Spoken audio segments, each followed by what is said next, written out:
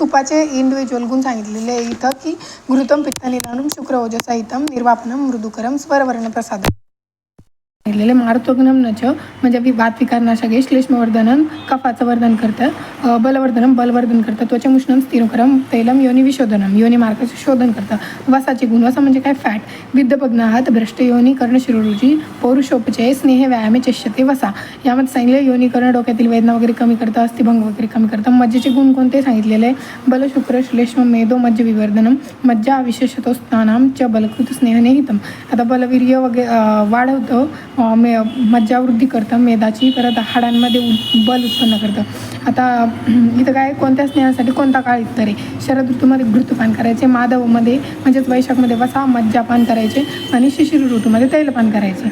आता दोषानुसार स्नेहपान करा. कफाचे अधिक्य जर असेल तर सूर्यप्रकाशात स्नेहपान करायचे आणि वातपित्ताचं अधिक्य असेल तर उष्ण काळात सुद्धा रात्री स्नेहपान करावे. आता जलमुष्णम घृतम पेयम युषस्तेले नुषस्ते वसामज्जस्तु मंडस्यात सर्वेष्णू मतांबुवा. या श्लोकामध्ये काय सांगितलेलं आहे की कोणत्या स्नेहपानानंतर कशाचे अनुपान करायचे. मग सांगितले तूप पहिल्यानंतर जलम उष्णम गरम पाणी प्यायचं आहे, घृतम पेय युषस्तेले नुषस्ते ते युषचं अनुपान करायचे तैलपानानंतर. आणि वसा मज्जस्तू मंडस्यात म्हणजेच वसा आणि मज्जापानानंतर मंड घ्यावा आणि तेल तूप मसा गरम पाणी प्यावे, तूप तेल वसा मज्जानंतर गरम पाणी प्यावे. सर्वेष्णू मथांबुवा. आता इथं सांगितलं स्नेहाचा प्रविचारणा असा आपण क्वेश्चन येऊ शकतो. तर इथं श्लोक पण पाठ करू शकता, नाहीतर मग अशा लक्षात ए वरून बी वरून तयार होणे ओदन अभ्यंजन अक्षतर्पण विलेपी रस मांस दूध दही हवा गुयुष सूप सत्तू शाक खड. यामध्ये एवढं लक्षात ठेवायचं फक्त की ओदनमध्ये 5 पट पाण्यात शिजवलेलं असतं, या वागूमध्ये 6 पट पाणी शिजवलेलं असतं, सूपमध्ये 18 पट पाणी शिजवलेलं असतं आणि अर्धे पाणी उरल्यावर ते आपण यूज करू शकतो. आता बाकी तुम्हाला रसशास्त्रामध्ये माहीत असेल. आता इथं काय स्नेहाचा मुख्य कल्प आहे अच्छपेय. अच्छपेय म्हणजे केवळ स्नेहपान नाही, त्याला आपण प्रविचारणा पण म्हणत नाही. ह्यो पॉईंट इम्पॉर्टंट आहे. आता स्नेहपानाला प्रथम कल्प म्हणतात. यामध्ये काय दिलेलं की च्या प्रयोगात स्नेहाचा जाठ रागणीशी थेट संबंध येतो, त्याला प्रविचारणा म्हणतात. आणि अच्छपेयाचा जाठ रागणीशी थेट संबंध येत नाही म्हणून त्याला प्रविचारणा म्हणत नाही. आता कधी 64 प्रकारच्या प्रविचारणा सांगितलेल्या आहे की पहिल्या 24 प्रविचारणांचा उपयोग कोणताही चिकित्सक करू शकतो. 24 प्रविचारणा कोणत्या ह्या कोणताही चिकित्सक देऊ शकतो. पण 64 प्रविचारणांचा जर विचार करायचा असेल तर वैद्य कसा लागेल, विद्वान लागेल. मग 64 प्रविचारणा कशा तयार होतात, त्या 6 रस संयोगाने किंवा कमी अधिक संख्येने घेऊन एकत्र करून जे तयार होते ते 64 प्रविचारणा तयार होतात. आता इथं काय सांगितलेलं आहे की स्नेहाचे प्रमाण किती असावे. स्नेहाचे प्रधान मध्य आणि रस्व अशा मात्रा असतात. त्याचा असं केलं येऊ शकतो अहोरात्रम मदरात्रम कृत्स्न मर्दाहम च प्रतीक्षते प्रधाना मध्यमा रसवा स्नेहमात्रा जराप्रती इति तिस्रम समुद्दिष्टा मात्रा स्नेहस्य मानता. असा श्लोक पण येऊ शकतो. प्रधान मात्रा काय 24 तासानंतर स्नेह पचतो, मध्यम मात्रेमध्ये 12 तासानंतर पचतो आणि रसव मात्रेमध्ये 6 तासानंतर पचतो. हेच इथं लिहिलेलं आहे. आता इथं काय की स्नेहाच्या प्रधान मात्रेस योग्य व्यक्ती पुरुष कोणता. आता अधिक प्रमाणात स्नेहवण्याची सवय ज्याला आहे ऑलरेडी, सर्पदंश झाला आहे, गुल्मरोगी, जाट रागणीबल उत्तम आहे, उन्माद अपस्मा रोगाने पीडित आहे, त्यांना स्नेहपानास प्रधान मात्रा द्यायची. इन शॉर्ट ज्याचं बल उत्तम आहे त्याला प्रधान मात्रा द्यायची, ज्याचं बल मध्यम आहे त्याला मध्यम मात्रा द्यायची आणि ज्याचं बल कमी आहे त्याला कमी मात्रा द्यायची. मंदाग्नी वगैरे त्यांच्यासाठी. आता न शोधण्यासाठी श्रेष्ठ मात्रा कोणती तर मध्यम मात्रा आहे आणि मध्यम शरीर बल व्यक्तींना मृदुकोष्ठ असेल तर मध्यम मात्रा द्यायची. आता ह्या बॉक्समध्ये ते सांगितलं पौरुषव्रत करायचं असेल, बलकारक जर पाहिजे असेल तर रस्व मात्रा द्यायची. इथं गुण आणि प्रयोगस्थळ व्यक्ती सांगितलेले या पॅरेग्राफमध्ये. योग आता चतुर्स्नेहातील कोणता स्नेह कोणाला हितकर आहे. आता घृतस्नेहन कोणासाठी आहे. आता बलवर्ण प्रसादनम स्मृती कारणम परत स्वरवर्ण प्रसादनम असेल मग ज्याला स्मृतियोज धारणशक्ती करायची इच्छा आहे, अत्यंत क्रूश व्यक्ती आहे, नेत्रवृद्धीची इच्छा आहे, त्यांना काय करायचं घृत स्नेहपान. तेल स्नेहपान कोणा करायचं आहे की ज्याचं क्रूर गोष्ट आहे, अतिस्थूल वात प्रकृतीचे वातरोगग्रस्त व्यक्तीने करायचं आहे, नाडीवरण झालेला आहे. पसायोग्य कोणा करायचं आहे की ज्यांच्यामध्ये मेद क्षीण झालेला आहे, ज्यांना वारावून सोचते, शरीर वृक्ष आहे आणि तीक्ष्णाग्नी आहे. इथं काय होतं तैल कोणासाठी क्रूरसाठी, वसा कोणासाठी तीक्ष्णाग्नीसाठी. मज्जा सेवन योग्य पुरुष अग्नी प्रकार आहे, तो कष्ट सहन करू शकतात, जे मोठ्या प्रमाणात भोजन करतात, जे नेहमी स्निग्धवान वातरोगाने पीडित आहे, ज्यांचा क्रूर गोष्ट आहे. तैल सेवन आणि मज्जा सेवन क्रूर गोष्टासाठी, वसा सेवन तीक्ष्ण अग्नीसाठी. आता इथं सांगितलेलं एक स्नेह प्रकारचा कालावधी प्रकर्ष किती आहे हे पण स्नेह नस्य प्रकर्षव तू सप्तरात्री रात्रको. सप्तरात्र त्रिरात्रको. आता स्नेहनाचे कालावधी कोणता आहे की 7 रात्री आहे 3 रात्री आहे, पण इथं कसं सांगितलेलं आहे की दिवसा स्नेहन करायचं नाही, कारण त्यानंतर ते सातमे होते, म्हणजे आपण केलं त्याचा काही उपयोगच होत नाही. आता मध्य कोष्टात 4 दिवस स्नेहन करायचं आहे, मृदू कोष्टात 3 दिवस स्नेहन करायचं आहे, क्रूर कोष्टामध्ये किती 6 किंवा 7 दिवस स्नेहन करायचे. आता वातरोगाने 7 दिवस स्नेहन करायचे, पित्त प्रकृतीच्या रोगाने 5 दिवस करायचे, कफाचे 3 दिवस करायचे. स्नेहासाठी कोणती योग्य आहे? प्रकर्ष म्हणजे कालावधी म्हणजे प्रकर्ष. हा क्वेश्चन प्रकर्षाच्या हिशोबात विचारू शकतो, मग असं लिहायचं.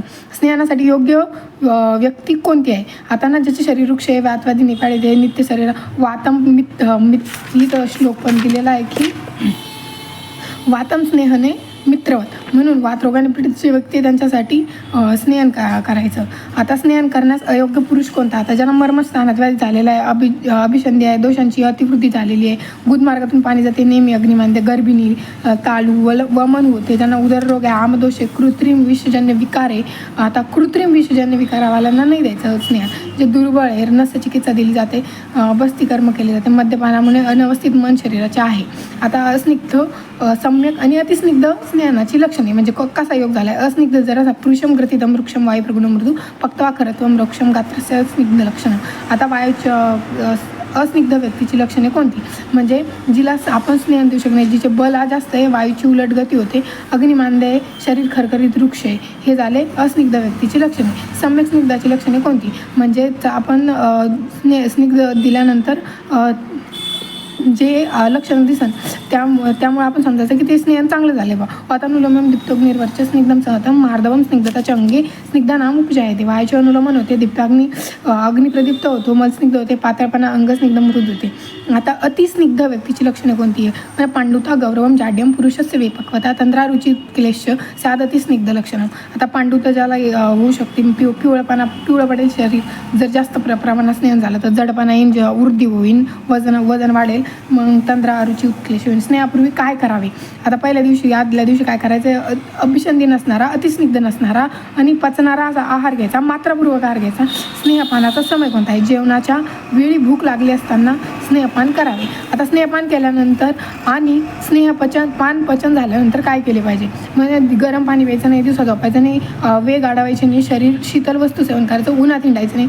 आता मृदू कोष्ठ कोणते, क्रूर कोष्ठ कोणते? मृदू कोष्ठ व्यक्तींचे 3 रात्रीमध्ये, क्रूर कोष्ठ व्यक्तीचे 7 रात्रीमध्ये स्नेहन होते. आता मृदू कोष्ठ करिता विरेचन काय द्यायचे? आता एखादा आपण बघतो आपल्या फ्रेंड्समध्ये किंवा स्वतः आपण थोडं जरी काही तीक्ष्ण उष्ण पदार्थ खाल्ले आपल्याला लगेच लूज मोशन्स होतात, मग मृदू कोष्ठ समजायचं त्याचा. मग गुळ, उसाचा रस, घुसळलेले दही, गरम पाणी त्या मृदू कोष्ठाच्या व्यक्तींना हे द्यायचं. क्रूर कोष्ठांच्या व्यक्तींना किती काही खाल्लं तरी त्यांना मोशन्स येत नाही, त्यामुळे ग्रहणीमध्ये कुपित वायूचे अधिक्य असते यांच्या क्रूर कोष्ठामुळे, मग त्यामुळं विरेचन लवकर होत नाही गुळ आणि उसाचा रस यांना.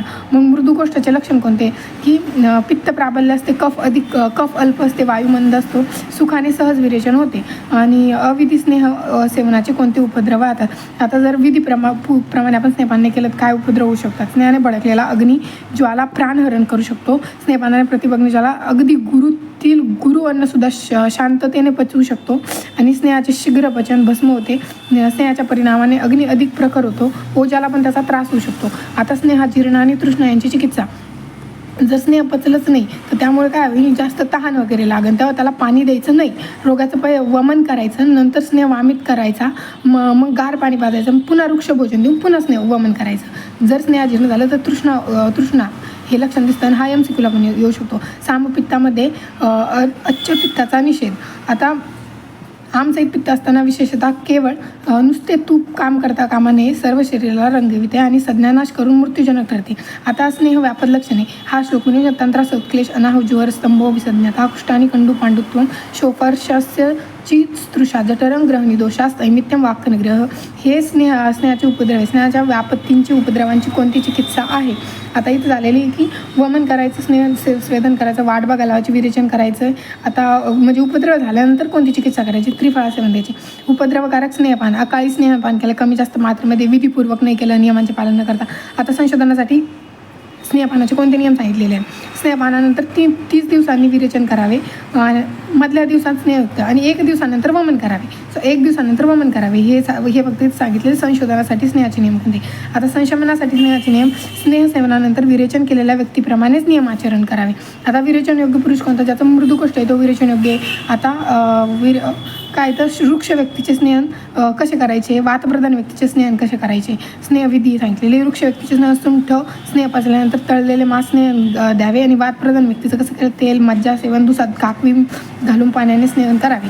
धारष्ण दुधात जरी स्नेह साखर घालून पिण्याने किंवा दह्याच्या साहित काकवी घालून पिण्याने स्नेहन होते. पंचप्रस्थिक क्रिया हा पॉईंट इम्पॉर्टंट आहे. आता याच्यामध्ये काय 4 प्रकारचे स्नेह घ्यायचे, 8 तोळे तांदूळ घ्यायचे आणि त्याची पेया बनवायची आणि ती द्यायची. याच्यामुळे काय होतं, शीघ्र स्नेहन होतं. शीघ्र स्नेह असणारी पंचप्रस्थिकी पेया. आणि परत स्निग्ध शीघ्र स्नेहासाठी हे पण सांगितलेलं आहे, खूप तूप घालून डुकराचे मांस तूप दिवसातून 2 वेळा प्यायल्याने शीघ्र स्नेहन होते. आता कुष्ठादी रोगांमध्ये स्नेहनविधी, पिप्पळी, हिरडे, त्रिफळा सिद्ध स्नेहाने स्नेहन करावे, त्यामध्ये कुष्ठरोगामध्ये हितकारे. आता वेळी निषिद्ध गोष्टी, स्नेहप्रयोगाच्या वेळी निषिद्ध काय नाही करायला पाहिजे, तर जलीय जीवांचे मांस, गूळ, तीळ वापरायचे नाही. प्रमेयपीडित रोगाचे स्नेहासाठी ग्राम्य कुष्ठशोध प्रमेयपीडित रोगांसाठी फक्त. इथं सांगितलेली आहे की विचारणाविधी आता बोर आणि त्रिफळावाताबरोबर करून योनी आपत्तीने शुक्रदोषात उपयोगी होते. स्नेहपान. आता स्नेहाचं आणि स्वेदनाचा क्रम हा श्लोकने स्नेहनम अग्रे प्रयुज्यितम तत्स्वेदनम नंतरम स्नेहस्वेदोपनस्य संशोधनम मतेतर. प्रथम स्नेहन करावे आणि मग स्वेदन करावे. या श्लोकाचा अर्थ एवढाच आहे. स्थूल दृष्टीने स्नेहन, आभ्यंतर आणि बाह्य 2 प्रकारचे स्नेहन. आभ्यंतर म्हणजे काय, आता तेच आपलं अभ्यंग वगैरे, लय, पुदवर्तन, मर्दन, पादाघात, प्रेषक, कर्णपुरवण, 15 प्रकारचे, 15 म्हणजे जास्त इत्यादी, मर्दू, तेल, कवल हे झाले बाह्य प्रयोग. आता अभ्यंगाच्या सोयीसाठी कसं आपण बसू शकतो किंवा आपली पोझिशन काय असली पाहिजे, खुर्चीवर किंवा तिवळीवर बसून, पाठीवर उताने झोपून, डाव्या कुशीवर झोपून, उजव्या कुशीवर झोपून, पालथे झोपून, उकिरडे झोपून, आता पुन्हा उताने झोपून बसून मालिश केली पाहिजे. अभ्यंगाचे निरनिराळ्या प्रकारे क्रमसंख्या 1, 8, 2, 7 सारखीच आहे. आता अभ्यंगामुळे काय होते, नेत्रज्योती स्वच्छ होते, वातादिशा वेदना कमी होतात, झोप चांगली लागते, आघात सहन करण्याची क्षमता येते, कफ आणि वातविकारांत लाभदायक आहे, त्वचेचा वर्ण खुलतो. आपण म्हणून ते बिफोर बाथिंग अभ्यंग करायला पाहिजे. रील्स वगैरे खूप येतात, मग त्वचा आणि वर्ण खुलतो, हे वर्णप्रसाधनासाठी पण उपयोगी आहे. आता इथं काय आहे की स्नेहबोधक सारण दिली. योनिबोधन रस आवडजंगम 2 करतात. कार्मुक भेदाने, शोधन, शमन, भ्रुवन, मात्रा भेदाने, रसीसई, रस्व, मध्यम, उत्तम हे 4 स्नेहाचे प्रकार आहे. मृदू, मध्य, खर, पाक भेदाने, उपयोग भेदाने, बाह्य, अभ्यंतर, संज्ञा भेदाने, अच्छ स्नेह, सद्य स्नेहन, पंचप्रस्थिकी पेया. आता यामध्ये काय की सद्य स्नेहन म्हणजे लगेच शीघ्र स्नेहन, पंचप्रस्थिकी पेया म्हणजे पण तेच शीघ्र स्नेहन. अच्छ स्नेह म्हणजे काय, अच्छ पेय जे की स्नेह प्रविचारणा नाही पण ते काय स्नेहपान आहे, म्हणजे संज्ञा भेदान म्हणजे स्नेहच आहे, म्हणून संज्ञाभेदाने 3 प्रकार. संयोग भेद काय, यमल, त्रिवृत्त, महान. आता इथं आपला स्नेह चॅप्टर संपला आहे 14 मिनिटामध्ये, इन शॉर्ट 12 मिनिटामध्ये. आता दुसरा चॅप्टर स्वेदा अध्याय, ज्यामध्ये की स्वेदनाचे लाभ सांग. स्नेहपूर्वम प्रयुक्तेनं स्वेदे नाव जिते अनिले पुरुषमूत्र रेतांसी न सज्जती कथंजन, म्हणजे वातावजन दूर होतात, मलमूत्रवीर्य निघून जाते, हे स्वेदनाचे लाभ सांगितलेले. स्नेहन स्वेदनाच्या प्रयोगाने दोष विचलित होऊन कोष्ठात येतात आणि संशोधन केले जाते तेव्हा सहजतेने बाहेर पडतात. स्वेदनाचे 3 भेद सांगितलेले.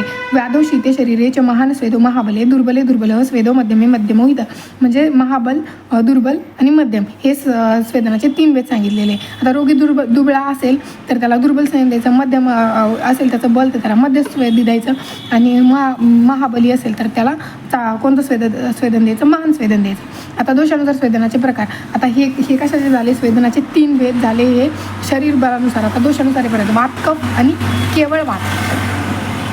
केवळ कफ हे 3 भेद आहे दोषानुसार. आता काय करायचं आहे, वात कफामध्ये काय द्यायचं आहे, स्निग्ध वृक्ष स्वेदन द्यायचं आहे, केवळ वातामध्ये स्निग्ध स्वेदन द्यायचं आहे, आणि केवळ कफामध्ये वृक्ष स्वेदन द्यायचं आहे. हे 3 प्रकारे कफ वात, केवळ कफ. आणि आमाशयामध्ये पक्वाशयामध्ये असलेल्या दोषांचे स्वेदन कसे करायचे.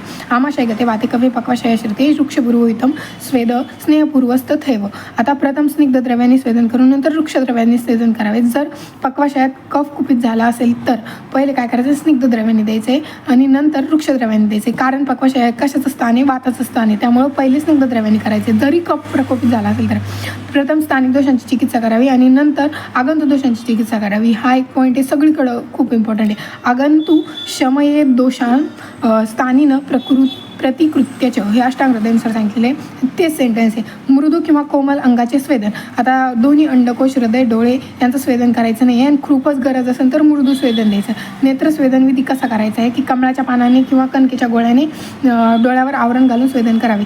आता स्वेदन कर्म मर्मस्थळाचे रक्षण म्हणजे मर्मस्थळाचं स्वेदन नाही करायचं आहे, मृदू अवयवांचं स्वेदन नाही करायचं. स्वेदनाची मर्यादा काय? शीत शूल विपर्मे स्तंभ गौरव निग्रहे सज्जांते मार्दवे स्वेदे स्वेदे नाद विरती मर्तदा. म्हणजे थंडी वगैरे कमी होते, वेदना कमी होतात, स्तंभ जडपणा नाहीसा होतो, आखडते शरीर ते नाहीसे होते, सज्जांते मार्दवे म्हणजे कोमल अवयवांच्या ठिकाणी घाम येऊ लागतो, स्वेदे स्वेदनार द्विरतीर मर्तदा. याला म्हणतो आपण स्वेदनाची मर्यादा. म्हणजे इथं समजायचं की स्वेदन चांगल्या प्रकारे अतियोग कसा झाला आहे, पित्त प्रकोप वगैरे होतं, मूर्छा येते, अतिशय घाम येऊ लागतो, पित्त प्रकोप, मूर्छाचे शरीर सदनम तृषा दाह स्वेदांग दौर्बल्यम अति स्वेन्नस्य लक्षणम. शरीर सुन्न होऊन जातं अधिक स्वेदन झाल्याने. आता इथं तेच झालेलं आहे की सम्यक स्विन्न अतिस्विन्न श्लोक नसन पाठ करायचं तर हे तक्ते पाठ करून घ्यायचे. शीत शमन शूलनाश, स्तब्धता दूर होणे, शरीरात हलकापणा वाढणे, गात्रे मृदू आणि घामेने, रोगनाश, थंडीची इच्छा, थंडपानाची इच्छा होणे, अस्विन्न लक्षणे. म्हणजे ग्रीष्म ऋतुचर्यामध्ये जे आहार सांगितले आहेत त्यांना मधुर स्निग्ध आहार विधी आहेत, त्यांचा अतिस्विन्न व्यक्तीच्या उपचारासाठी प्रयोग करा.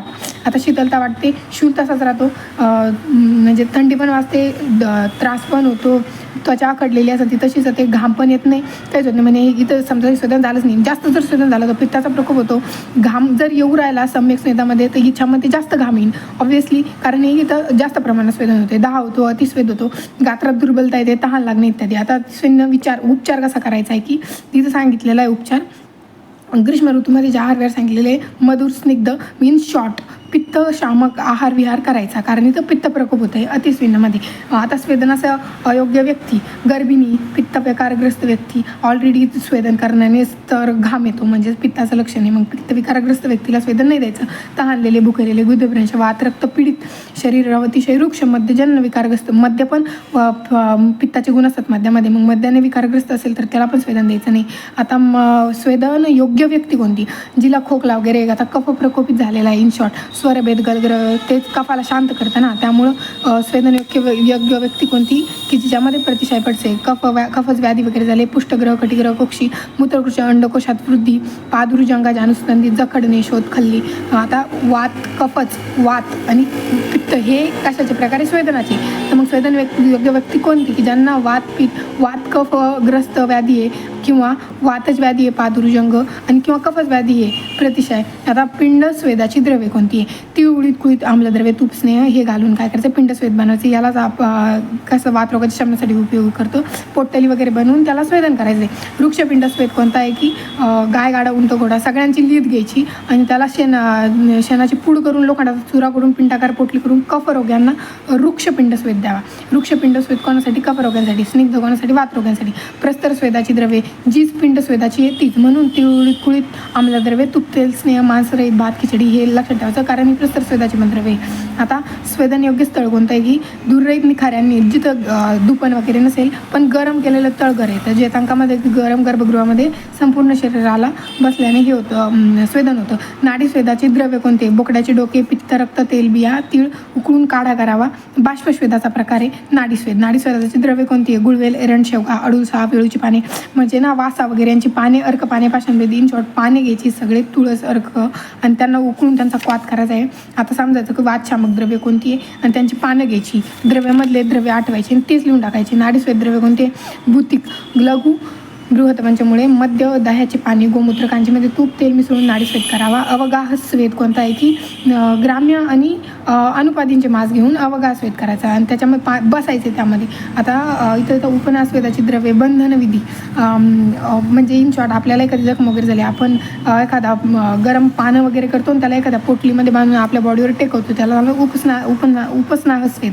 त्याला रेशमाची कपड्याची लोकरी वगैरे घ्यायची आणि पोटीस उपनाहातील बांधून ठेवायचं त्या जागेला जिथं सूज वगैरे झालेली.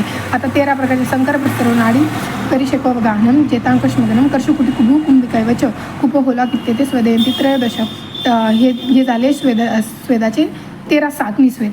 आता वाघभट्टांनी 4 सांगितलेले, तापस्वेद, उष्मस्वेद, उपनास्वेद, द्रवस्वेद आणि ह्याच 4मध्ये नंतर ह्या 13चा काय होतो समावेश होऊन जातो. म्हणजे ह्या 4मध्येच हे 13 डिवाइडले जातात. आता इथं तापस्वेद म्हणजे काय, पुरचुंडी करून शेकणे.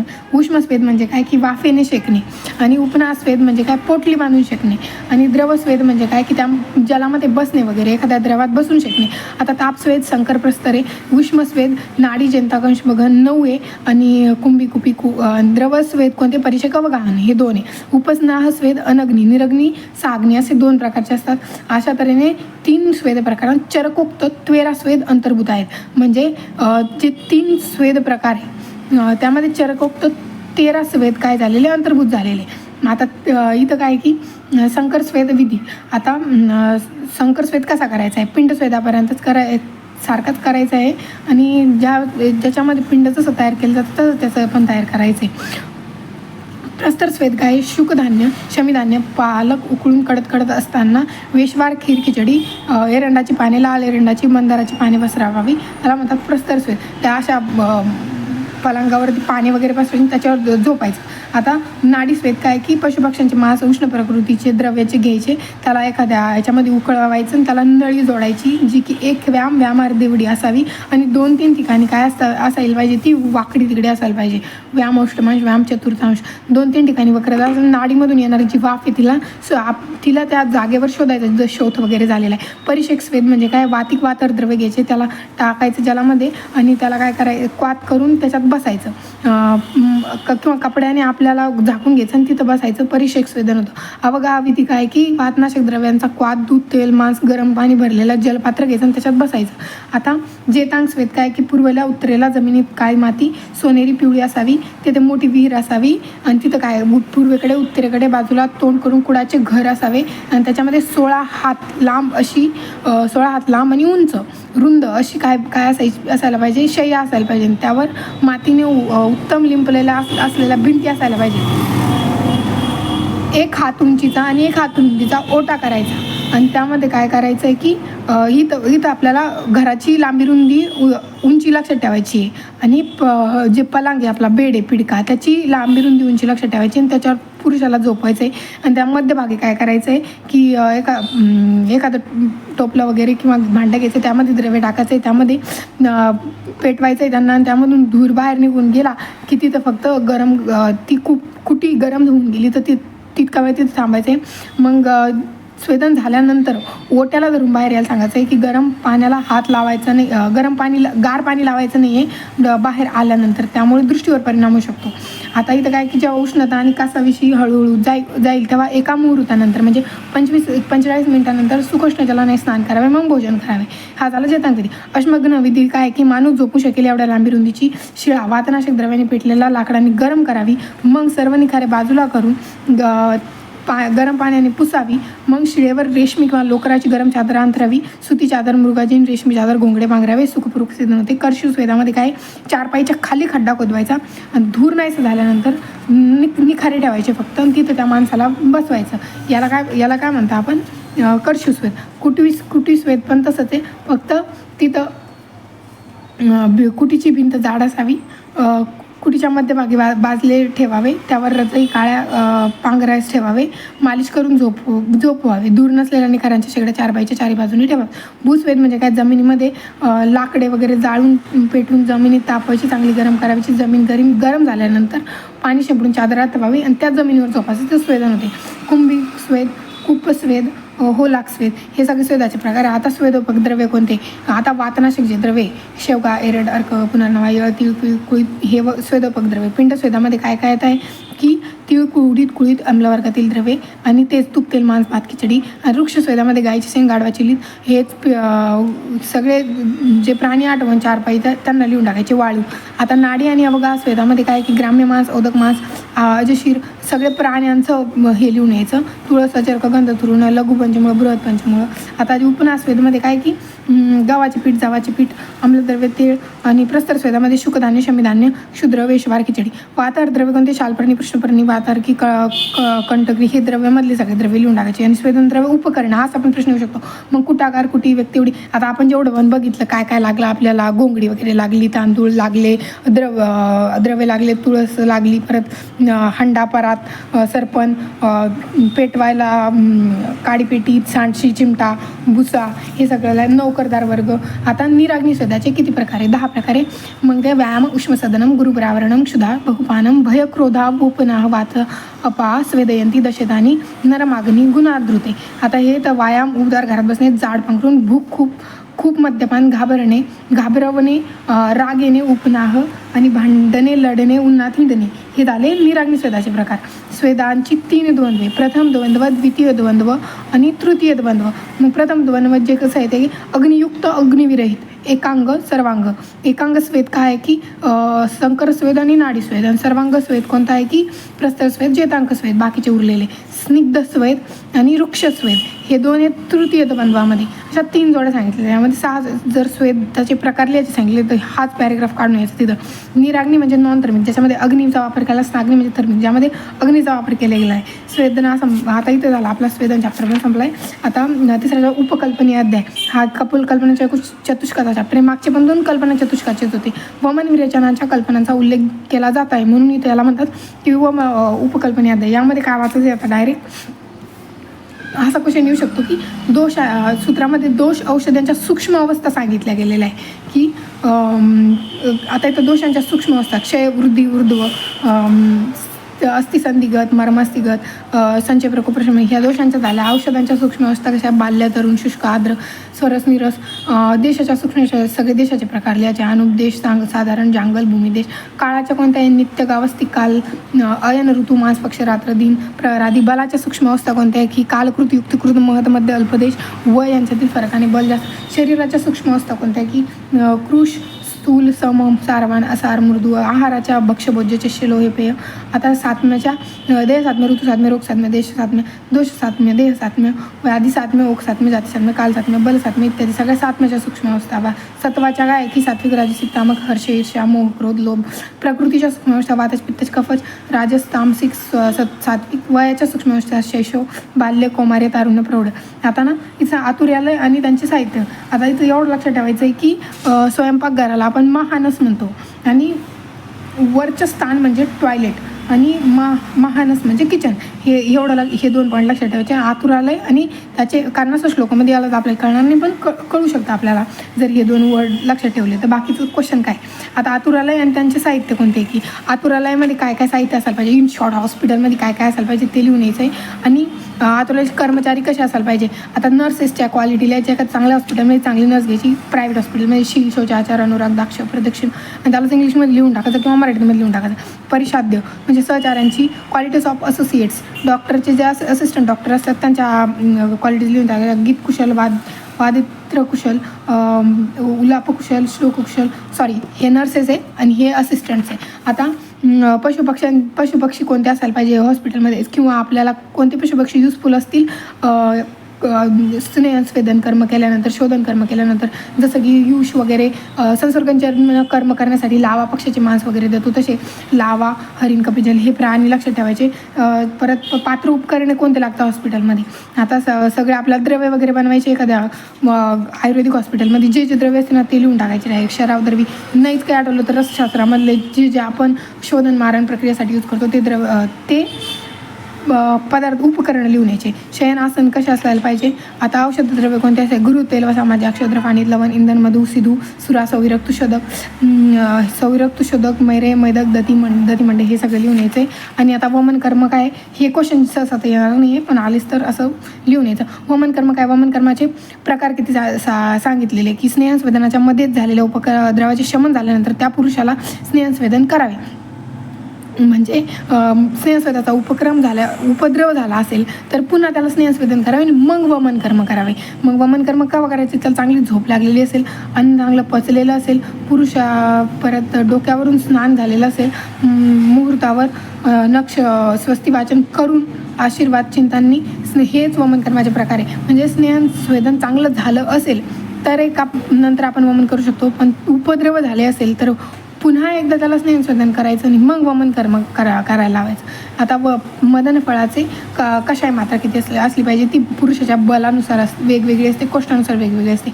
आता विधी काय असतो की पहिले एक फळ घ्यायचं, ते त्या माणसाला प्यायला द्यायचं आणि नंतर 45 मिनिटं वाट बघावी. घाम वगैरे यायला लागला, दोषाचे विलयन होतं असं समजून त्याला मळमळू लागले, तोंडाला पाणी येऊ लागले. इन शॉर्ट बसमध्ये बसल्यानंतर आपल्याला उलटीला सुरुवात कशी होती ती क्रिया इथं लिहून यायची आहे. फक्त इथं काय की इंड्युस्ड वॉमिटिंग आहे. आता मदन फळ कशाची अथवा संशोधन औषधांची मात्रा प्रमाण समजून घ्यायची कोष्टानुसार बलानुसार. आता वमन कर्मातील सहकारी कसे असावे. इन शॉर्ट तुमच्या साईडला जो कोणी माणूस बसलेला असतो त्याने तुमची कशी काळजी घेतलेली असेल किंवा घ्यायला पाहिजे किंवा तुम्ही कोणाची काळजी घेतलेली, तसं की त्याला गुडघ्याच्या उंचीच्या आसनावर बसवावे. बसमधून जेव्हा उलटी वगैरे होती तेव्हा आपल्याला डोकं वगैरे दाबून धरतात आपलं, तर मग संकोच न बाळगता रोग्याला धरून आधार देतील, त्याचे डोके कपाळ दोन्ही बाजून धरतील, बेंबीवर दाब देतील, खालून वर पाठीला चोळतील. आपुलकीचे मित्र नातेवाईक ते असायला पाहिजे. वमन कर्मानंतर वमन उत्पन्न व्हावे यासाठी रोग्यास सूचना. जर आपल्याला बसमध्ये उलटी होत नसेल, आपण नरड्यामध्ये आपलं बोट वगैरे टाकून उलटी व्हायला त्याला प्रवृत्त करतो, मग घशाला स्पर्श वगैरे करून. मग तसं इथं घशाला स्पर्श वगैरे करायचा आणि किंवा कमळाच्या काडीने, कमळाच्या देठाने पण आपण स्पर्श करू शकतो आणि वमन करायला लावायचं. आता वमन अयोग, समयोग, अतियोग. इथं सांगितलं समयोग जर झाला तर हृदय शुद्धी होते, पार्श्वशुद्धी होते, छान छान वाटतं, स्रोतशुद्धी होते, इंद्रिय शुद्धी होते. अयोग लक्षण झालं तर वेगाची अप्रवृत्ती होते, केवळ औषधी प्रवृत्ती होते, म्हणजे फक्त औषधच बाहेर पडतं. हृदयाची अशुद्धी होते, स्रोतसशुद्धी होते, गात्र, स्फोट, कोटकंडू, कुष्ठरोग होतात. आता कशाचे पण अयोग झाले तर स्किन डिझीजचं लिहून यायचे एक मॅक्झिमम याच्यामध्ये. अतियोग लक्षणे कसं आहे, रक्तचंद्रिकायुक्त वमन होते, तहान, मोहमूर्छा. जर वमन क्रिया करताना एखाद्याच्यात वमन क्रियेतून फेनयुक्त वमन, ब्लड वगैरे यायला लागलं त्याला ICU मध्ये शिफ्ट करावं लागतं, कारण तिथे समजतो आपण अतियोग झाला आहे. आता व्यापक लक्षणं, आता हा क्वेश्चन येऊ शकतो की वमनाचे व्यापक लक्षणं कोणते. आता इथं काय की आधमान, परिकीर्तिका, परिस्राव, हृदग्रह, गात्रग्रह, जीवादान, विभ्रंश, स्तंभ, उपद्रव, म्हणजे अतियोग अयोगामुळे निर्माण होणारे उपद्रव. इन शॉर्ट हे काय कशाचे, वमनाचे उपद्रव. आता वमनानंतर धूमपान करायला पाहिजे. स्नेक, वेरेचिनिक, उपशमनी यांची धूमपान करावे. परत हातपाय तोंड धुवावे. वमनानंतर पाळावयाचे नियम कोणते. हातपाय तोंड धुतल्यानंतर गारवारा लागणार नाही अशा खोलीत बसावे. खूप लांबवर पायी चालायचं नाही आहे. गार गोष्टींचं सेवन करायचं नाही आहे. धुक्याशी संपर्क येऊ द्यायचा नाही. संसर्जन क्रम हे इम्पॉर्टंट आहे. आता इन शॉर्ट डायरेक्ट लिहायचं की संसर्जन कर्म किती दिवस चालतं, आपले 7 दिवस. मग एक दिवस लिहायचे, ह्याच पॅरेग्राफ काढायचं. 1 2 3 4 5 6 7 सप्तम दिवस. काल लिहायचा प्रत्येक याच्यात सकाळ संध्याकाळ, सकाळ संध्याकाळ, सकाळ संध्याकाळ, सकाळ संध्याकाळ. अन्न काल लिहायचा 1 2 3 4 5 6 7 13 काळ होतात, कारण पहिल्याला मोजलेलं नाही आहे त्यांनी. पहिल्या 3 काळामध्ये प्रधान शुद्धी असेल, पहिल्या 3 काळामध्ये पेया द्यायची, दुसऱ्या 3 काळामध्ये विलेपी द्यायची, तिसऱ्या 3 काळामध्ये कृतयुष द्यायचं, नंतर कृत मांसरस द्यायचा आणि शेवटच्या याच्यामध्ये सामान्य भोजन. लक्षात ठेवायचं. मध्यम शुद्धी करून 5 दिवस चालते, जिच्यामध्ये पहिले 2 दिवस पेया, नंतरचे 2 दिवस विलेपी, नंतरचे 1 दिवस अकृतयुष, नंतर कृतयुष, नंतर अकृत मांसरस, कृत मांसरस. हा सिक्वेन्स लक्षात ठेवायचा. आधी अकृत आहे, नंतर कृत आहे आणि नंतर शेवटी सामान्य भोजन. आता कृत मांसरस कसा असतो, गुरु असतो आणि पेया कशी असते, लघु असते, म्हणजे लघुपासून आपल्याला शेवटी हळूहळू गुरु अन्न द्यायला सुरुवात करायची. आता नंतर विरेचन कर्म कसं करायचं आहे की याच्यावर पण गेले की येतो की स्नेहसंवेदन करायचं. नंतर रात्री नीट झोप लागली, जेवण नीट पचलेलं हे बघून त्याला दोष, काल, शरीर बल चेक करून त्याला 1 अक्ष म्हणजे 12 ग्रॅम तीव्रवृत्त निषोत्तर द्यायचं, पाण्यात मिसळून प्यायला द्यावे. सम्यक विरेचन झाल्यानंतर संसर्जन विधी चालू ठेवावा. आता नंतर संशोधनाचे लाभ काय की मलापहम रोगहरम, बलवर्ण प्रसादनम, पित्तवा संशोधनम, सम्यक विषया युज्यते चिरम. आता बल दूर करणारे रोगनाशक, बलवर्धक, वर्णप्रसादक संशोधन कर्म केल्यानंतर हे होतं. आता इथं काय की कल्पनाशील शेवटचा अध्याय हा आहे. पहिला अध्याय कोणता, तर स्नेहन अध्याय. आता शिव कोणता आहे की चिकित्सा प्राकृती अध्याय. यामध्ये काय सुयोग्य चिकित्सा प्राकृत वैद्याचे महत्त्व. चिकित्सा प्राकृत विद्वान, शास्त्रवान, कर्मतत्पर, नरम, विरेचयती, यम रोगाने सुख मनुष्यते. यामध्ये रोग्याला सुख आरोग्य प्राप्ती करून देतो. रेचनम प्रत्येक भाव म्हणजे दोषांना आपल्या स्थानातून दूर करतो, तो चांगला वैद्य असतो. शास्त्र आणि शास्त्र यांचं ज्ञान असते, दक्षता अपेक्षित असते, म्हणून आपण त्याला चिकित्सा प्राकृत म्हणतो. मिथ्या योगाला अंतर्भूत धरले जात नाही. अयोगामध्ये मिथ्या योगाला अंतर्भूत धरले जात नाही, हा पॉईंट इम्पॉर्टंट आहे. आता इथं नाही का वैद्यमानी जिथं पण येईल तिथं समजायचं आपल्याला मूर्ख वैद्याची लक्षणं लिहायची. मग यम वैद्यमानी त्वबुधो विरेचेती मानव सोयती योगाच्च मानव दुःखन मनुष्यती. हे तुम्हाला लिहिता येईल इन शॉर्ट. जे क्वॅक डॉक्टर्स असतात त्यांच्याबद्दल लिहायचे. संशोधनाचे परिणाम कोणते की सम्यक विरेचनाची लक्षणे, अविरिक्त लक्षणे आणि विरेचनाचे अतियोग लक्षणे. यामध्ये फक्त एवढा पॉईंट इम्पॉर्टंट आहे, हे जे तृष्णा आहे ती सम्यक विरेचनाचं लक्षण. नंतर आहे की अयोगामध्ये काय की वाताचे प्रतिलोमन होते, याच्यामध्ये वाताचे अनुलोमन होते आणि याच्या अतियोग झाला तर तृष्णा वाढते आणि वातजन्य विकार होतात ऊर्ध्व भागामध्ये. हे श्लोक जर लिहिलं नसेल तर ठीक नाही, जर हा पॅरेग्राफ लिहून यायचा. आणि यामध्ये काय आहे, वमनेति कृते लिंगा ते तान्येभि भवन्ति ऊर्ध्वगा वातरोगाश्च वाकक्ष दिखो भवेत. हा शब्द इथे इम्पॉर्टंट आहे. फक्त वमनाचा अतियोगचे लक्षणं सेम टू सेम विरेचनाच्या अतियोग लक्षणासारखे. फक्त एक पॉईंट वेगळा आहे की वरच्या भागात वातरोग होतो, वाणी बंद होते, हे एक अधिक लक्षण आढळून येतं. मग MCQ येऊ शकतो. संशोधनासाठी निर्देश कोणता आहे की रोगी कसा पाहिजे, अन्नपचन न होणे, शरीर स्थूल होणे. इन शॉर्ट रोगी लिहून यायचा. एखादा डिझीज पर्सनचे लक्षणं काय काय दिसतात, सिम्टम्स काय काय दिसतात ते इथं लिहून येतात. झोप नाही येणे, कफपित्त डचमळणे, मन उदास असणे, नपुंसकता, क्लेब झापड येणे, दोषबुद्धी अधिक असते. आता जरा विरेचनाचा लाभ काय होता आपल्याला, उशिराने वृद्धत्व येते, जरा कृच्छ्रेन लभते चिरम जीवत्यमानम, नपुसंकता जाऊन संतानोत्पत्ती वगैरे होते, दीर्घ आरोग्य मिळतं. इन शॉर्ट रोगी बारा झाल्यानंतर काय होतं, संशोधनाचे लाभ मधल्याच. संशोधनाने झालेल्या क्षीणतेसाठी गृहणपथ्य. आता वमन विरेचन झाल्यानंतर रोगी दुर्बल झालेला असतो, मग त्याला काय करायचं आहे की बृहणपथ्य द्यायचं. म्हणजे त्याला बृहण कर्मासाठी जे जे द्रव्य आपण वापरतो, दूध, दही, तूप, मांसरस, गुरु आहार द्यायचा. आता वमन विरेचन अतियोगाचा उपचार, मधुरगण, सिद्ध तैल सेवन आणि अनुवासन बस्ती द्यावा. हे झालं. घृतपान करणे चांगले असते. वमन विरेचनाचा अतियोग झाल्यानंतर उपचार करायचा असेल तर मग स्नेहन आदींमध्ये उत्पन्न उपद्रवांची चिकित्सा. स्नेहांमध्ये जर उपद्रव झाले असेल तर त्यामध्ये चिकित्सा काय काय करायची तर ते सिद्धिस्थानामध्ये सांगितलेले स्नेहन स्वेदन संशोधन संसर्जन क्रमामध्ये नियम सोडून प्रयोग केल्यामुळे जे उपद्रव होतात हे लक्षात ठेवायचं नाही. स्वभाव परमाची गरज, जायंते हेतू वैषम्यात विषमादे दातवा हेतू साम्यात समस्तेशा स्वभाव परम सदा. स्वभाव परमवादाची व्याख्या लिहिलेली. उपरम म्हणजे नाशिक. इन शॉर्ट आपण याला वाढवून पापड पसारा करू शकतो. रस हे वाद शामक असतात. स्वभाव परम याचा अर्थ आहे कारणनिरपेक्ष विनाश असा आहे. स्वतःहूनच नाश होतो आणि आपोआपच उत्पत्ती पण होऊन जाते. स्वभाव परमचा आधार काय आहे की नाशाला कारण नसते. काही आचार्यांनी नसणे उत्पादक कारणाच्या अभावाला विनाशाचे कारण मानले आहे. आता स्वभाव परम वादाविषयी अग्निवेशांची शंका हे नाही. आता अन्यथा विषम धातू जसे तसे राहतात. वैषम्य नाहीसे करण्यासाठी चिकित्सेची गरज असते आणि प्रत्यक्ष अनुभव